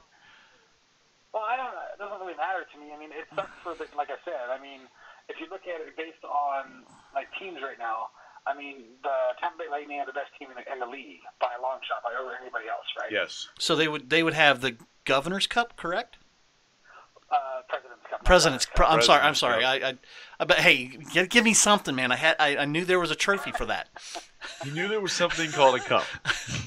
So like they would play right now. Tampa Bay would end up playing Pittsburgh in the first round right now. Okay. That's the way it's seeded right now. And then Boston would end up playing against the Islanders. So actually, you play against Montreal. Right. And Washington to play against Columbus. Again. Wow. Well, maybe they could beat the Caps this year. I don't know. I mean, the Jackets are playing pretty well right now.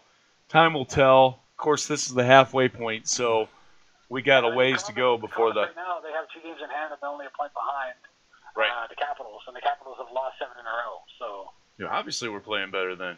Yeah, that's good.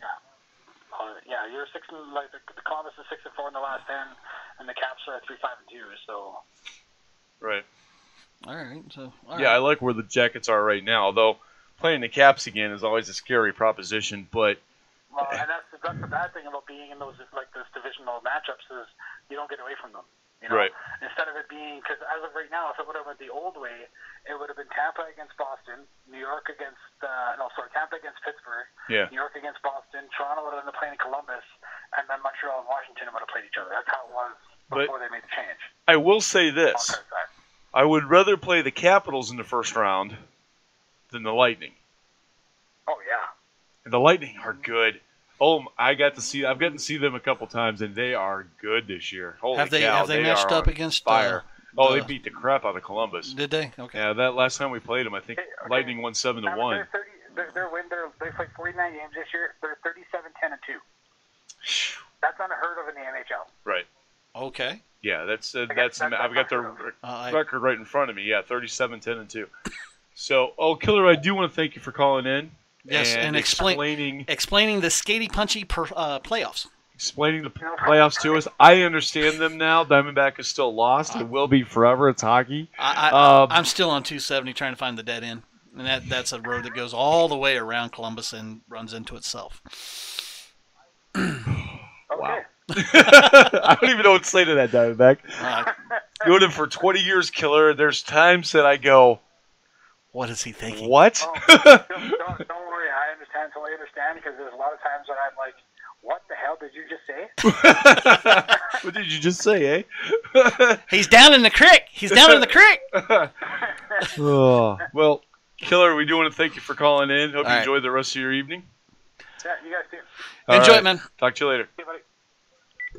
Okay, so again, Killer, thanks for calling in and explaining the NHL playoffs to us. I understand it now. Diamondback is still lost. We do have an Ohio State women's basketball update before we go to break. We are getting ready to go to a quick break. The OSU Buckeyes are up 9-8 currently in the first half. I can't see the time. They just scored a 3-pointer. So yep, 9-8. Go Bucks. Go Lady Bucks tonight. Get a big win. So when we come back from this break, we will talk about the National Football League. In fact, the rest of the program will be dedicated to the National Football League. We got 45 minutes left or so, and maybe we'll go a little over. But we're going to get into a lot of talk about the National Football League and talk about all the games that took place over the last 2 weeks, plus the coaching carousel, and let you know where points are between the iconic Drew and Diamondback. This is a Ferocious Money Productions presents the iconic Drew and Diamondback Sports Opinion Show, and we'll be right back after this break.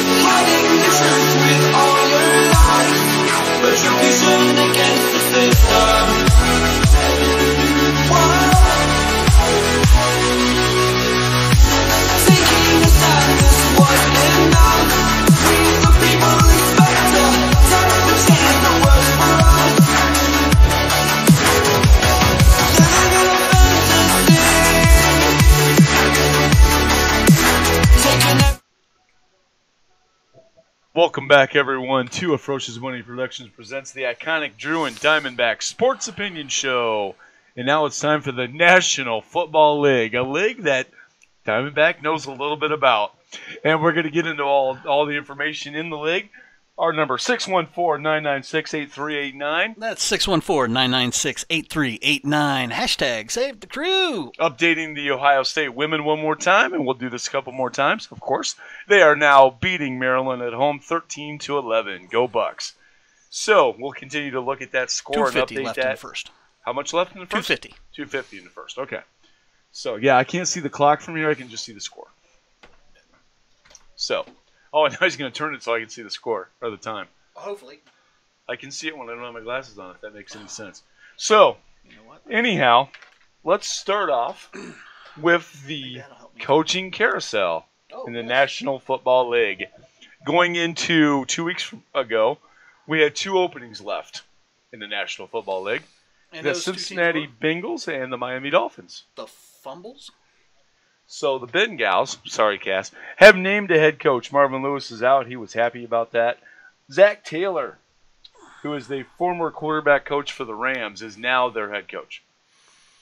So Zach Taylor, young guy, and they're all trying to copy that formula with the Rams and take it from there. So Zach Taylor, the new head coach of the Cincinnati Bengals. Meanwhile, the Dolphins have not officially named a head coach yet.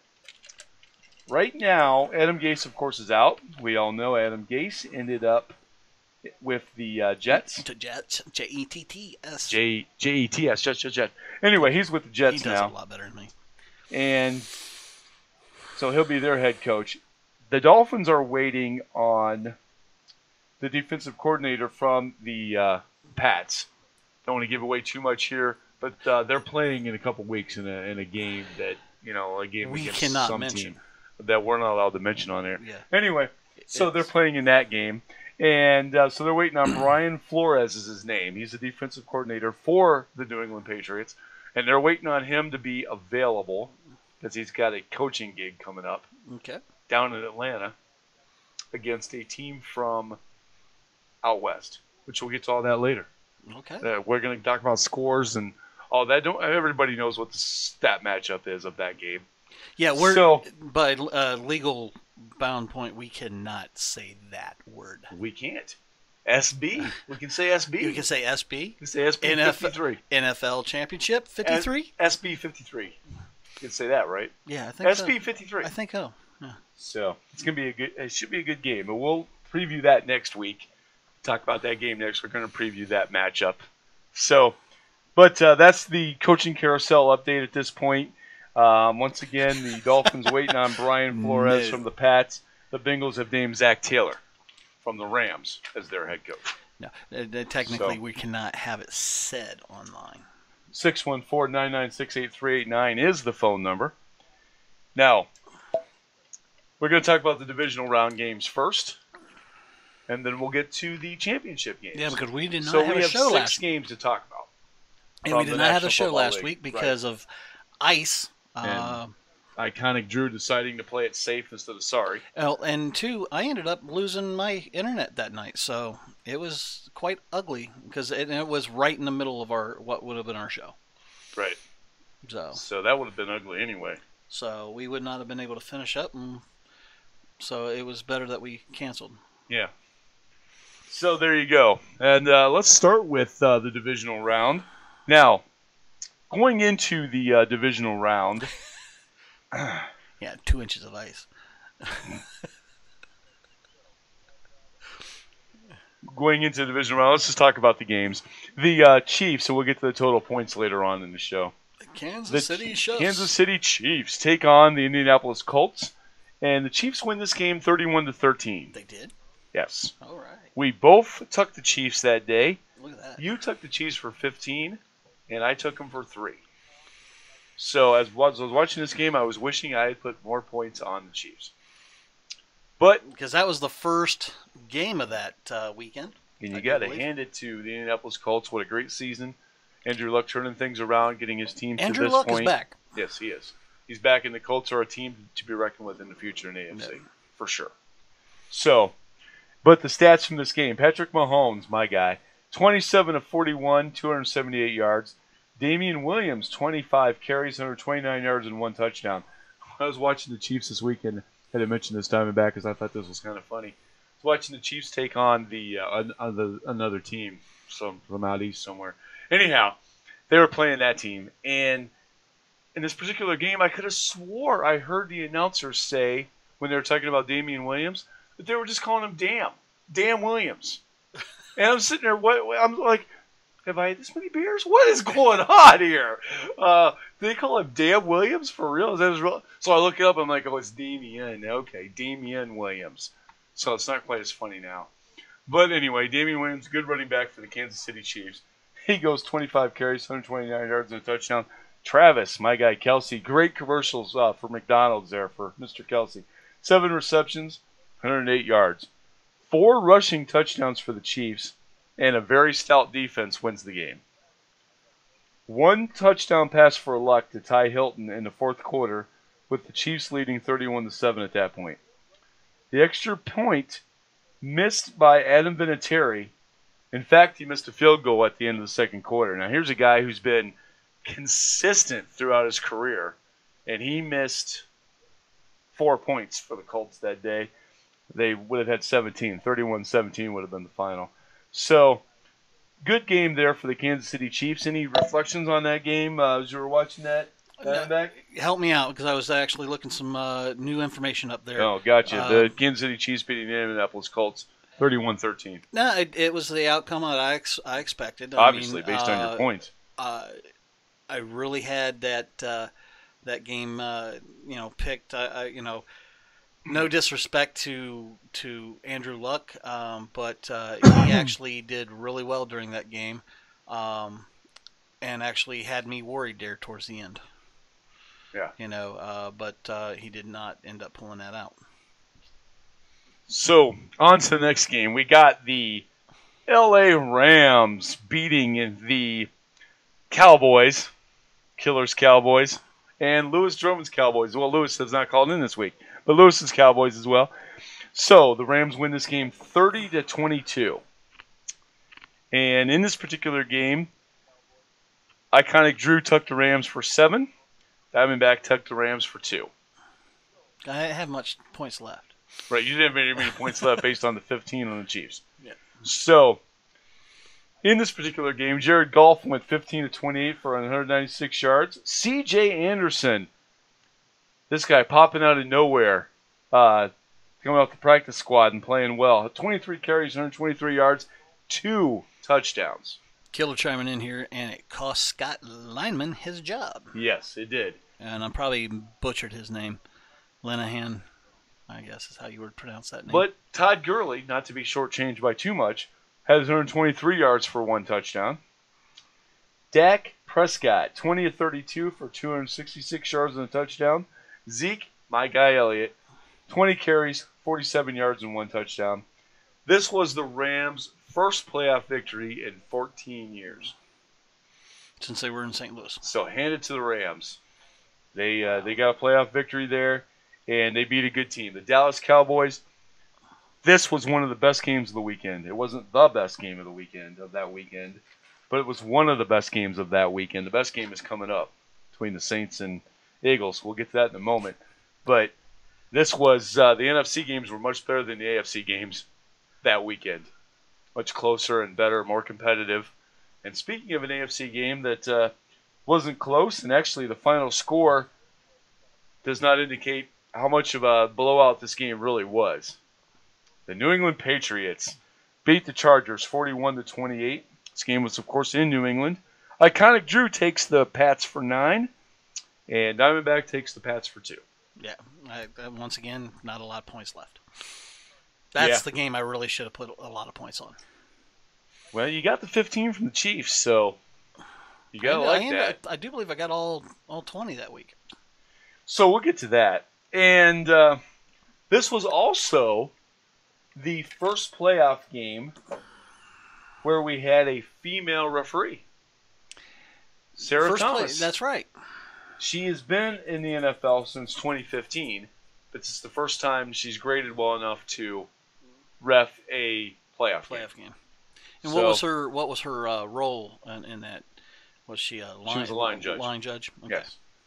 So, what's your opinion on female referees in the NFL? If they can keep up and stay close to where they're marking where people step out of bounds, and they can see that, yes, line judge. I knew what I was talking about.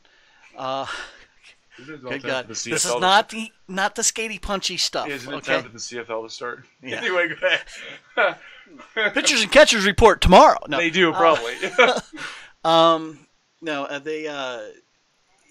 I do like this. I mean, if they can keep up with it, there's no reason they can't do the job. I will never say that a woman cannot do a job, that it's a man's job.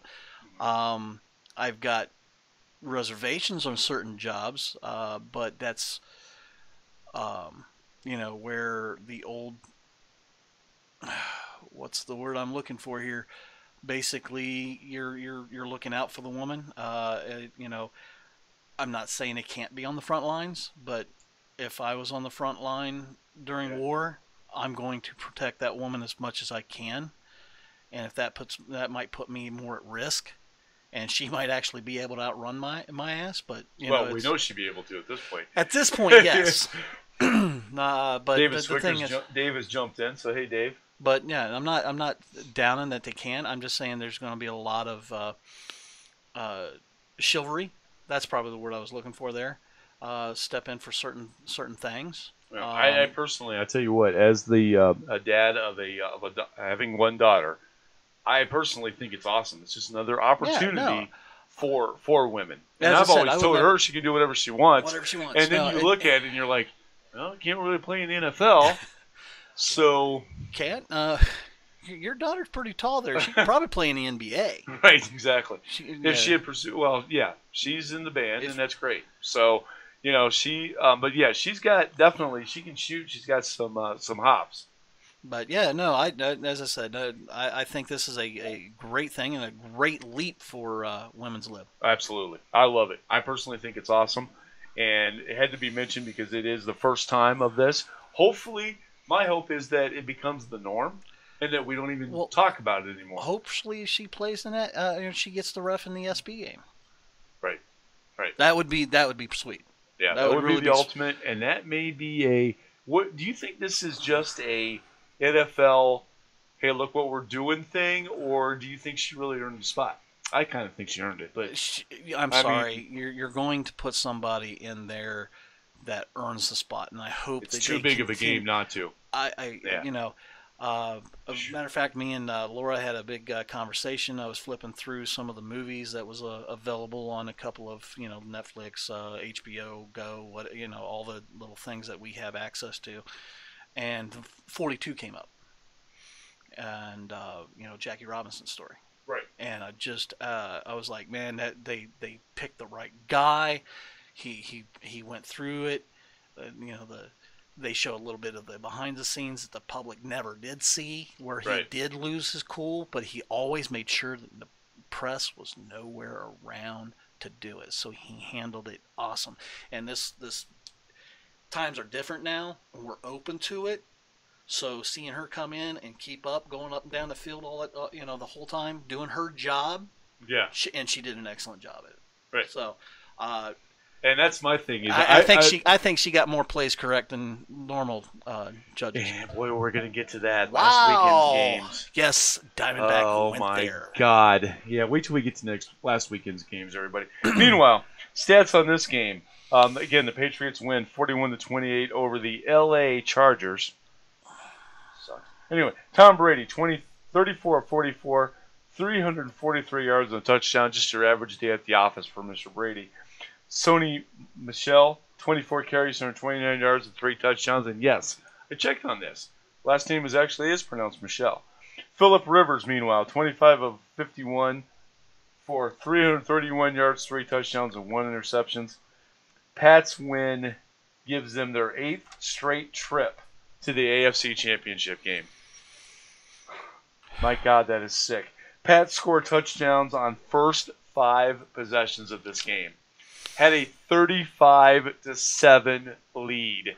That's why I admit that final score does not indicate how much of a blowout this was. They took their foot off the gas a little bit. And now, the final game of championship weekend. Featuring the defending Super Bowl champion Philadelphia Eagles taking on the New Orleans Saints. In this game, Iconic Drew takes the Eagles for 1. Diamondback takes the Saints for 20. I did. Excuse me, for 1. Diamondback takes the Saints for 1. I got to put 1 point on the other one. I was jumping ahead there. Sorry. Diamondback takes the Saints for 1. The Saints do win, 20-14. So now I'm not allowed to say defending Super Bowl champion Philadelphia Eagles anymore. That was the last time. But I'd say it one I don't more know time. why I hate the Eagles so much. Yeah, I think they're an NFC team. They did something to the Patriots that your team couldn't do.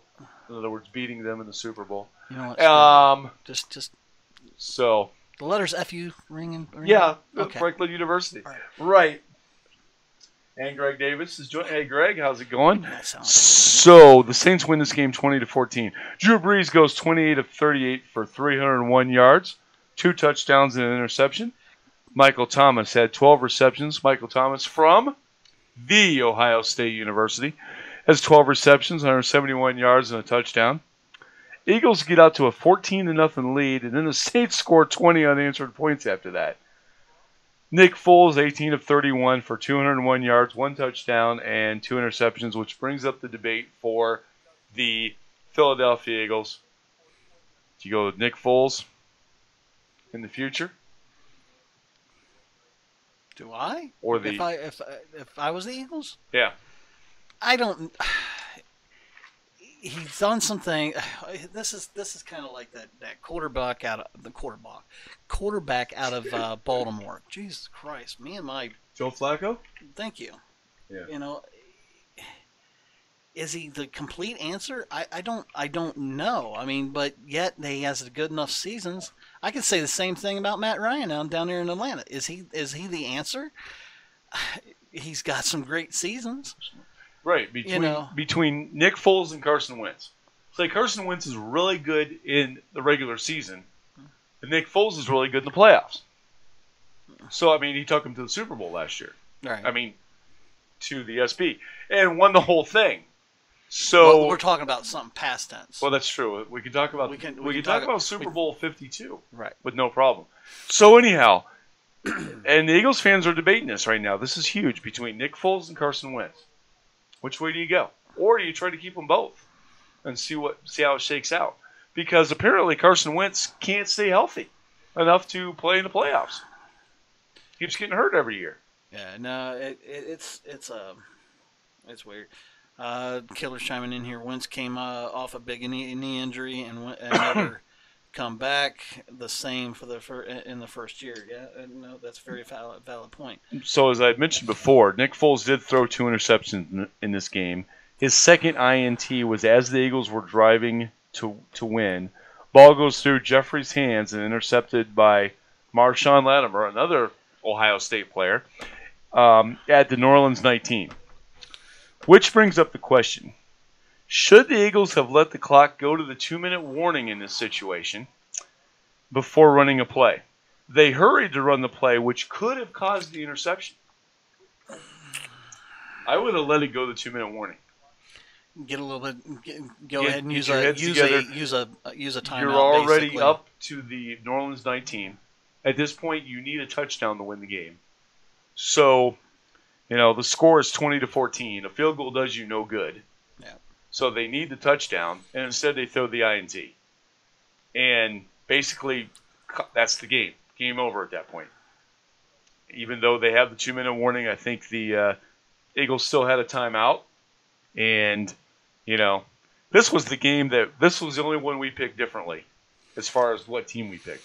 Yeah, points were all over the map. But Killer asked me how I could only put 1 point on the number 1 team there, and or the top seed, and the reason is you only get 20 points within our status, and you got to use them somewhere. Right. And I put 15 on the Chiefs, so that only left me 5 points, and I put 2 and 2, and then 1, and that was the one. Kind I of put the easy one math, really, Killer. Yeah.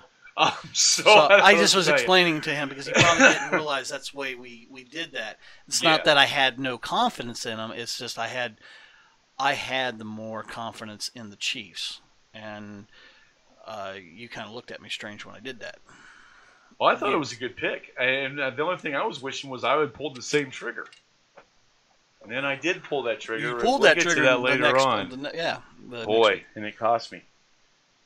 Stupid Patriots. Anyway, so that week, Iconic Drew picks up 19 points. Diamondback picks up 20. And our points after that week, after the divisional round, Iconic Drew at 27, Diamondback at 25. So at this point, we have a very close race at this point. When we get back from this next break, and we're going to take a little break here again. We get back from this next break, we're going to talk about the championship rounds and where the points ended up and get into all of that. Also, though, before we go to break, currently in the OSU women's game, the Maryland Terrapins are winning 23-20. They're in the second period. I can't see how much time's left. 4 minutes, 49 seconds. Thank you, Diamondback.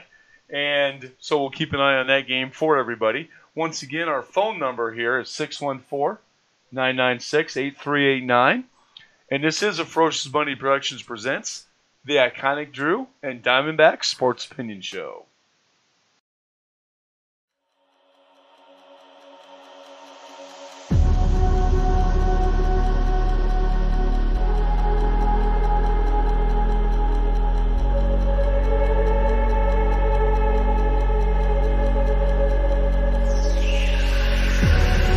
Feeble-minded, never taking whatever you told me. I know what I could be. Making emotion painful answers. Tell me, is this what you made me?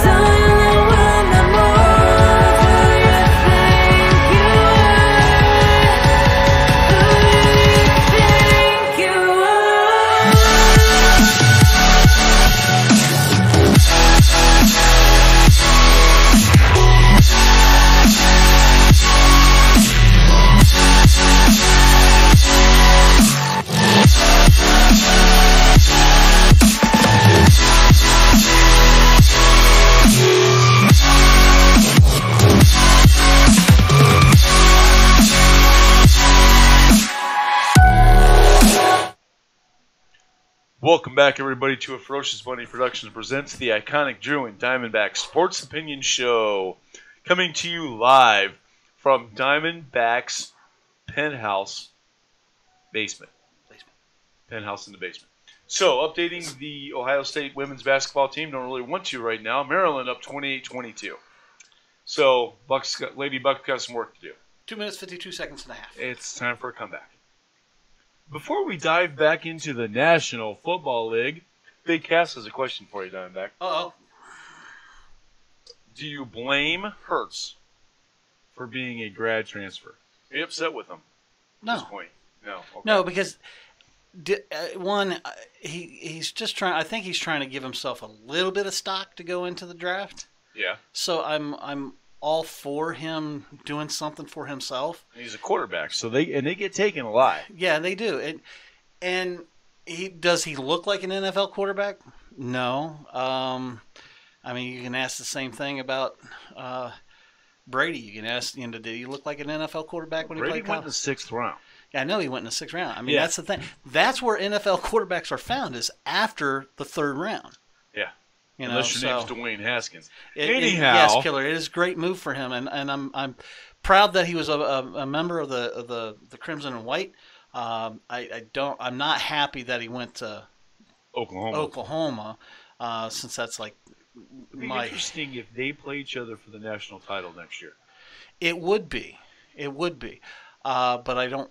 I mean, one of them's going to get by Clemson, so never mind. Clemson is a beast. I'm sorry, they're a beast. Sunshine is going to be need to be reckoned with, and we got 2 more years of him. Good Lord. Yeah. You know, you got 1 more year of Tua. Yeah. So and we don't have Haskins. We do have Justin Fields now. But anyway, we'll see what happens. Yeah.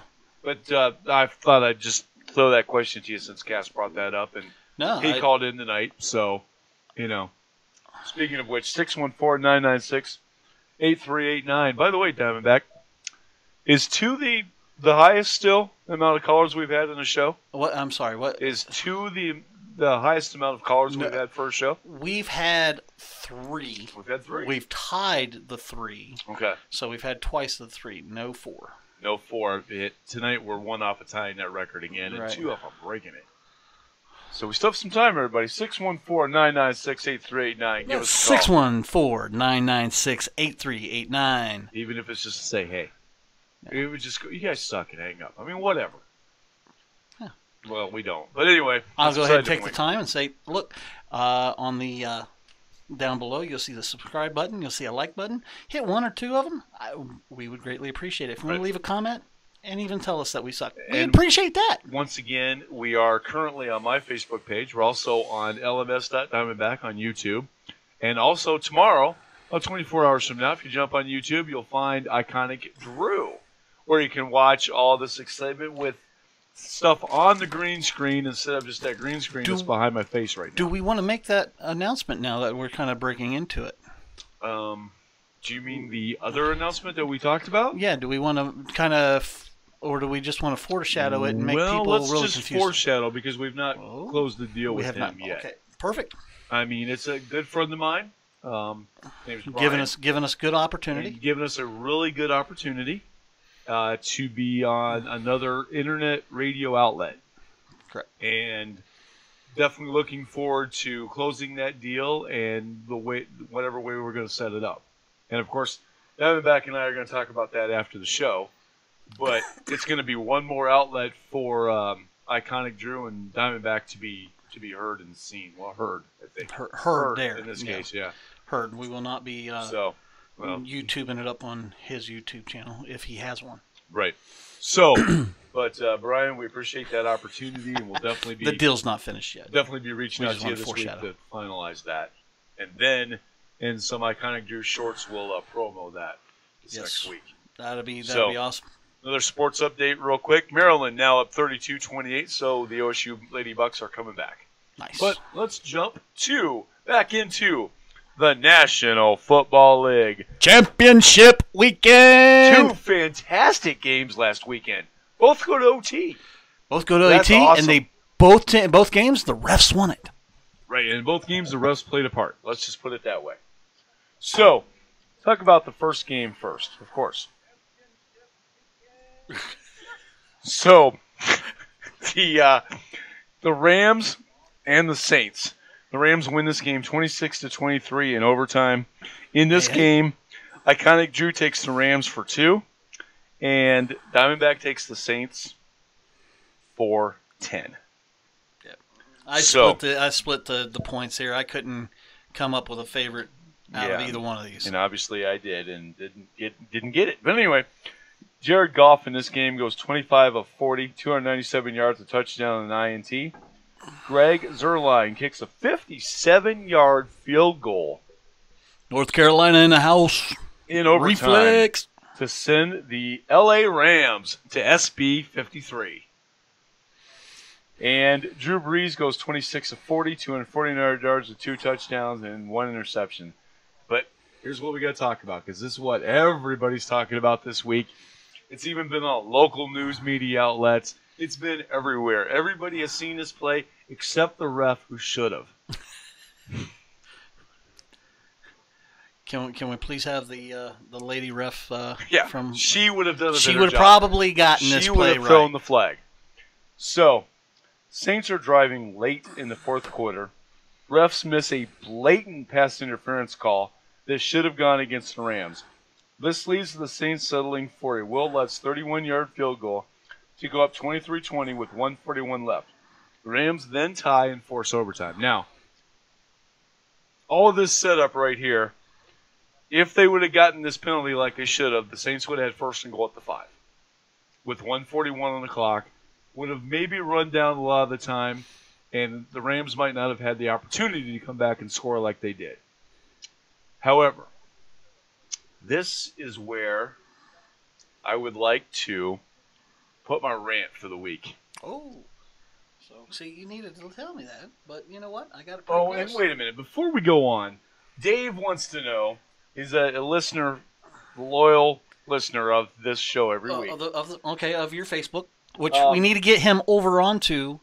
He checks out the Iconic Drew page every week, and too. Dave's got a lot of time on his hands. He wants to know who has the most wins as a head coach in the NFL. Do we know? Who's got the most wins ever in the history of the NFL? Now, you know what, we're Dave? not allowed to look it up. That's right. You know what, Dave? We can't look it up. And I'll be honest. Iconic Drew doesn't know the top of his head. I'm going to throw out some names. Obviously, you've got to think about Bill Belichick. You got to think of Bill in New Belichick. England. You've got to think about Chuck Noll in Pittsburgh. Bill Walsh of the San Francisco 49ers. Yes, that's one name I would not have thrown out. Tom Landry of the Dallas Cowboys. New York Giants coach, help me out. He coached everywhere. He coached Dallas. Big dude, too. I can't think of his name. God damn it. Yeah, it's not coming to me either. But those are the names I would throw out there as far as Tom numbers Landry go. is killer's guess. Yeah, Tom Landry's a good guess. That's a good guess. I want to go with my Giants pick there. Yeah. Bill Parcells. Thank you, Bill Killer. Parcells is another good name. As far as numbers go, that would be something, Dave, we would have to actually look up. I mean, I'm not going to know 1,001 wins off the top of my head and things like that. That's, I can tell you that the names of the coaches that we've named are probably all in the top 10. Yeah. Easily. Yeah. So go ahead and break that to us there, but I am going to look. Dave doesn't know either unless he's already looked it up. All right, so I will look that up then. Halftime score, 32-28 Maryland ahead of Ohio State.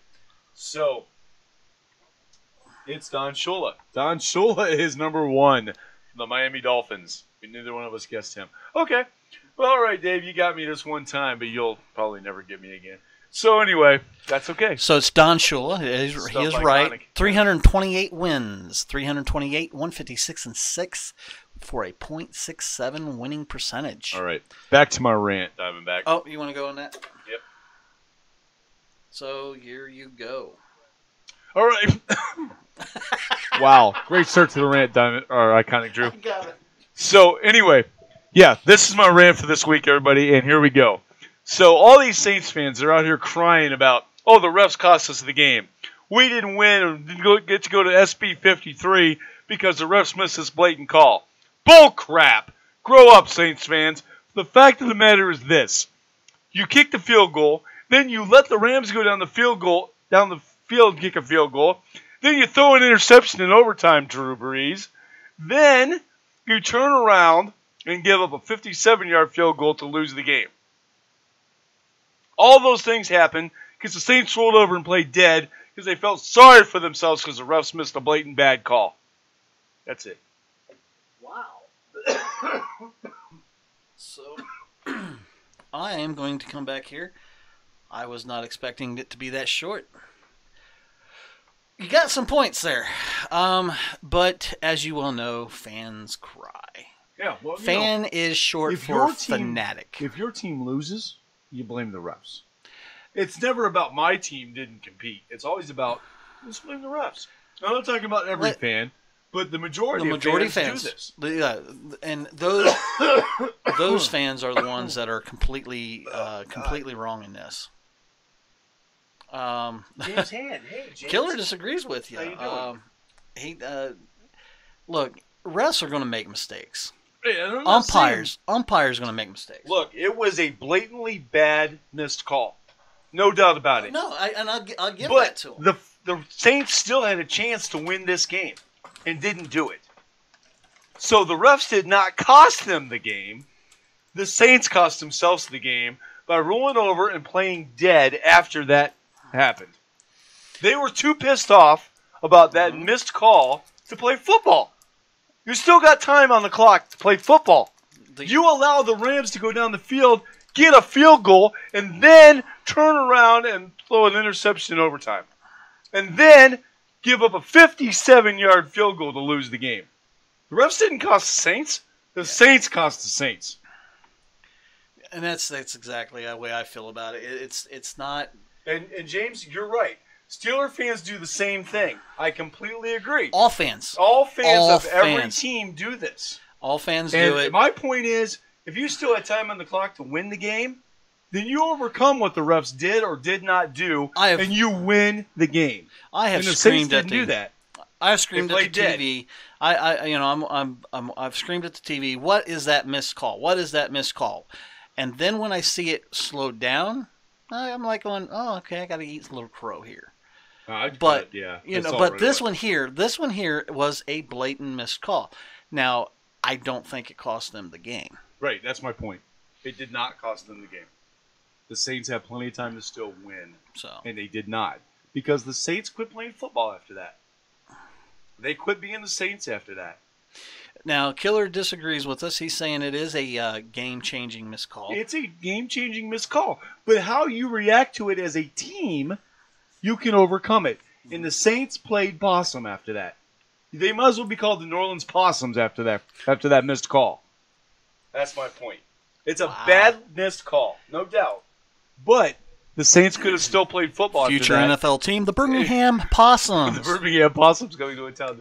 Wow. Anyways, because that's got to be a team name that's going to be in the South. I'm sorry. Right. It's got to be. Yeah, Anyways. Birmingham Possums. I like that. On to the other game now. Now, in this game, Iconic Drew takes the Chiefs for 18. And Diamondback takes the Patriots for 10. In this one, Diamondback gets 10 points. Iconic Drew gets 0. So let's talk about this game, and then we'll update the total points as of right now. And next week, we'll make our SP 53 picks, where we gamble our points and try to figure out what the other one's going to do and figure all that out. And there's another bad call in this game, too, that really pissed me off. Really? This would have been my rant if it would have been for Saints fans being stupid this week. So anyway. Wow. And like James Hand said, I agree. Steelers fans do the same thing. James, you're absolutely right. Fans of every team blame the refs. Every team, they blame the refs. Well, yeah. It's part of the deal. And Killer, you're wrong. I wouldn't have ranted about the Steelers. About the Killer says, I'm sorry, but if that was the Steelers, he would have ranted about the refs. Just saying. Got to disagree with you, Killer. Ask Diamondback. Diamondback's known me for 20 years. Diamondback knows that I am what you would call a real fan and not someone that just jumps on a bandwagon to blame people. I would have blamed the other fans. I would have gotten upset with Steeler fans, wouldn't I have? I think you would have. For sure. It is. I mean, that's the one thing.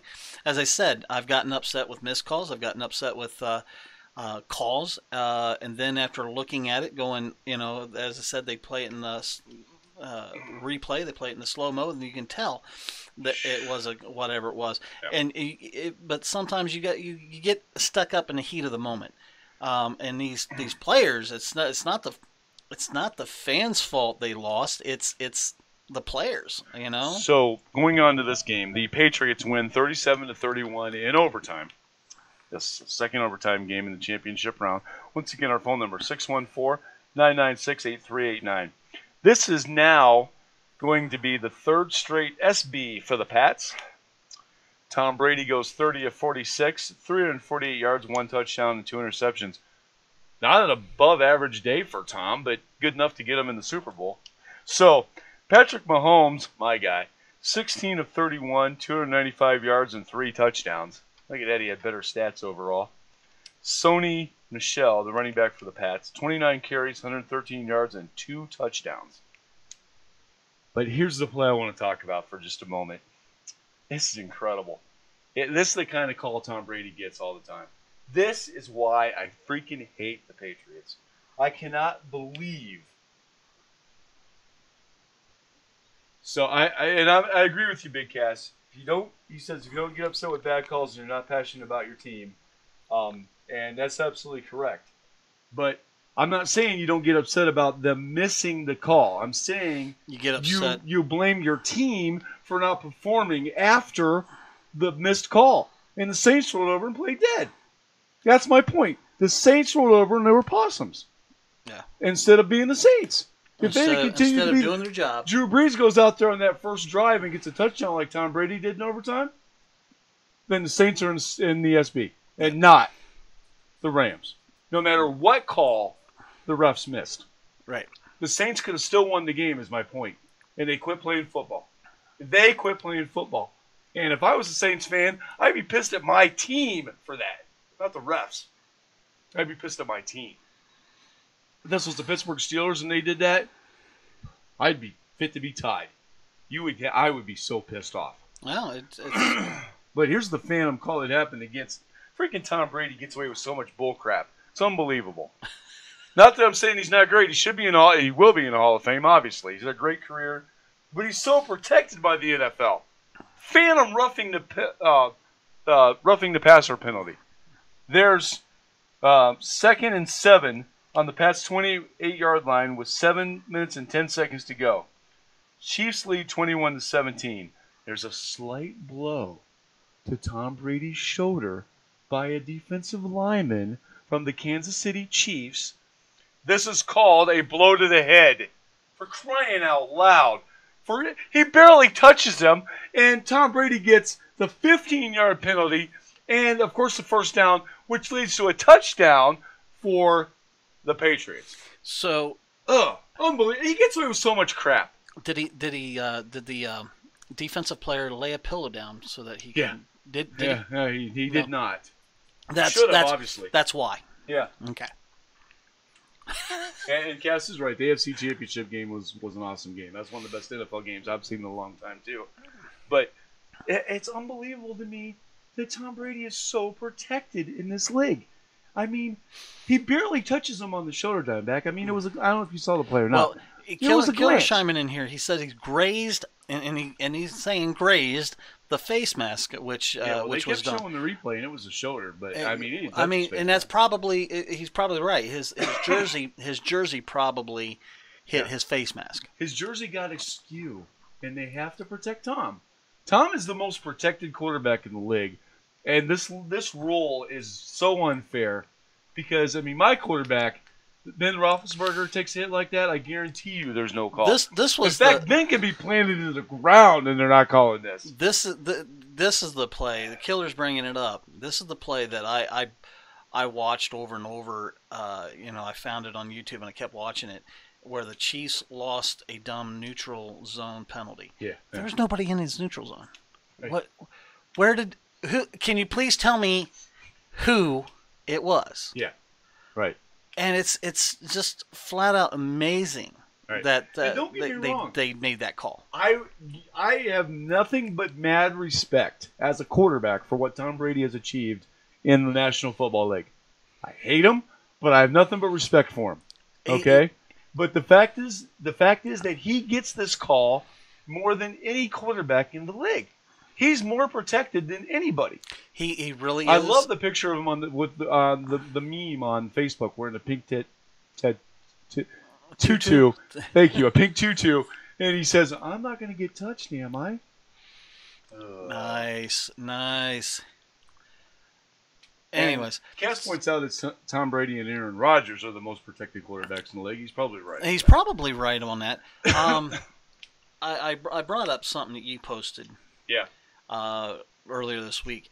Tom Brady's got more appearances in the NFL game that we're talking about. The SB. The SB. And than any team. Any team. Yeah. The Steelers, I believe, have what? We have eight. And the Steelers have 8. The was that Dallas? San Francisco's got 6. Yeah. I'm sorry. Dallas, and Denver, and Pittsburgh all got 8. San Francisco's got 6. Green Bay, Raiders, the Miami Dolphins, the New York Giants, and the Washington Redskins got 5. And then, of course, it goes 4, and then on down there, all the way down to the Cleveland, Detroit Jaguars, and Houston Logan. Texans with 0. Hey, Logan, how's it going, buddy? You missed some good stuff. Hopefully, you go back and watch this later. Oh, Killer disagrees about Aaron Rodgers being protected. That's okay. He's wrong. But anyway, no, I do think it's Tom Brady and Aaron Rodgers are the 2 most protected quarterbacks in the league. I can see that. And look how little Ben Roethlisberger gets protected. Come on. And I think Ben's a big guy. I think that's because of his size. That does not matter. I know it doesn't matter. He's a quarterback. I know it doesn't matter. They should all be protected the same. Same across or the take board. the rule off the board. Let it be like it was back in the 70s when real men played football. But Becky Barfish. Hey, Beck, how's it going? They did may have brought up a point about Tom Brady with this being his 9th Super Bowl appearance. It's and amazing. You got to give him that. He's more likely to make the Super Bowl than LeBron James is going to be to make a free throw. That's incredible. That's an incredible stat. They said that on the air, and I about wrecked my car on the highway. I was like going, did they just say what I think they said? So it's unbelievable. So yeah. Which quarterback are you talking about, Killer, with that last comment? Are you talking about Rodgers still? I think he is. So, yeah, that's my point with Tom Brady is that I think he's overprotected. He's a great quarterback. Obviously, if there was ever a position player where you could say, hey, you don't have to wait 5 years to get in the Hall of Fame, just walk on in, that would be Tom Brady. No one has put up the kind of stats and had the kind of career for a 6th-round draft pick as Tom Brady. It's incredible. You have to have respect for him. If you're a football fan at all, you have to respect Tom Brady. I hate the man, but I have to respect him. Hate's a strong word, I'm sorry. I strongly dislike anybody associated with the New England Patriots. But I can't say I necessarily hate him, because that is a strong word. I agree with that. In my own mind, I was having a conversation with my own head. Sorry, Diamondback, go ahead. I was like going, I didn't say anything. I'm following more right now than I did during Killer's explanation of the NHL playoffs. Big Cass points out that he thinks Cam Newton is the least protected quarterback in the league. Scam Newton, as we call him on this show. But I kind of agree with that. I think maybe Ben gets a few more calls because he's an older quarterback in the league and he's kind of proven himself in the league and all that. So he might get more calls than Scam does. Yeah. Killer's pointing out the little lovely officials give him butt taps and say that we've got you. I don't know if you caught that where the ref actually walks up and says, and you can read his lips a little bit, and it's, we got you covered. Yeah. Well, I love the meme on Facebook. They had a on the back of the official's shirt was a Patriots symbol. I thought that was pretty funny. That's about true. It's about true. Yeah, they replaced the NFL logo on their shirt to the Patriots. The Patriots. So next week we get to pick SB53. Yeah. Talk about it. Talk about the Rams offense against the Patriots defense. The Patriots offense against the Rams defense, which may be the key to that game. There's a spoiler alert for you. And I think that it's going to be an interesting game. So we got something to debate on that. We got points to throw around. Diamondback doesn't know which way I'm going to go. I don't know which way you're going to go. So I really can't cock block you on that. So you might be able to. But we'll see which way I go. Diamondback's going to have a lot of thinking to do this week because kind of could go either way.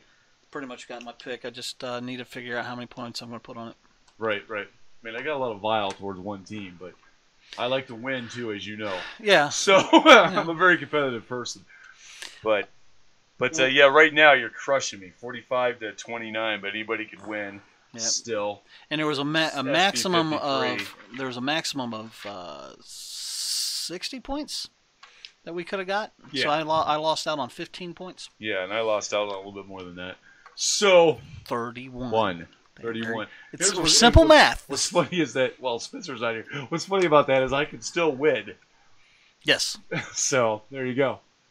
Yeah. Had Bama won the college football championship, I'd have won that too. Yeah, that was the only way I was going to win, is if Bama lost it, which I would take the loss of the thing over Bama losing that, but that's what it was. Our last update for the women's college basketball game going on right now: Maryland beating Ohio State. Actually, we just now tied.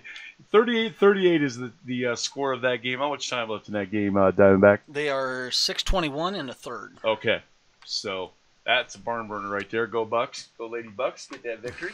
We'll be talking about that game. We'll be talking about that game next week on the show, among the Columbus Blue Jackets. All right. The Cleveland Cavaliers, all the other Ohio State sports teams that are going on right now, including hockey. And, of course, we're going to do the iconic Drew and Diamondback preview of SB 53. So we'll see how this goes. And a couple other surprises on this show as well coming up next week. Really? We will look at SB history as well, because one of these teams has a shot at tying my team this year. So we'll definitely talk about that. We also, if you want, we could talk about the non-relevant Pro Bowl this weekend played in Honolulu. And we do have coming up in football this weekend, the skills competition's on the 26th and the Pro Bowl's on the 27th.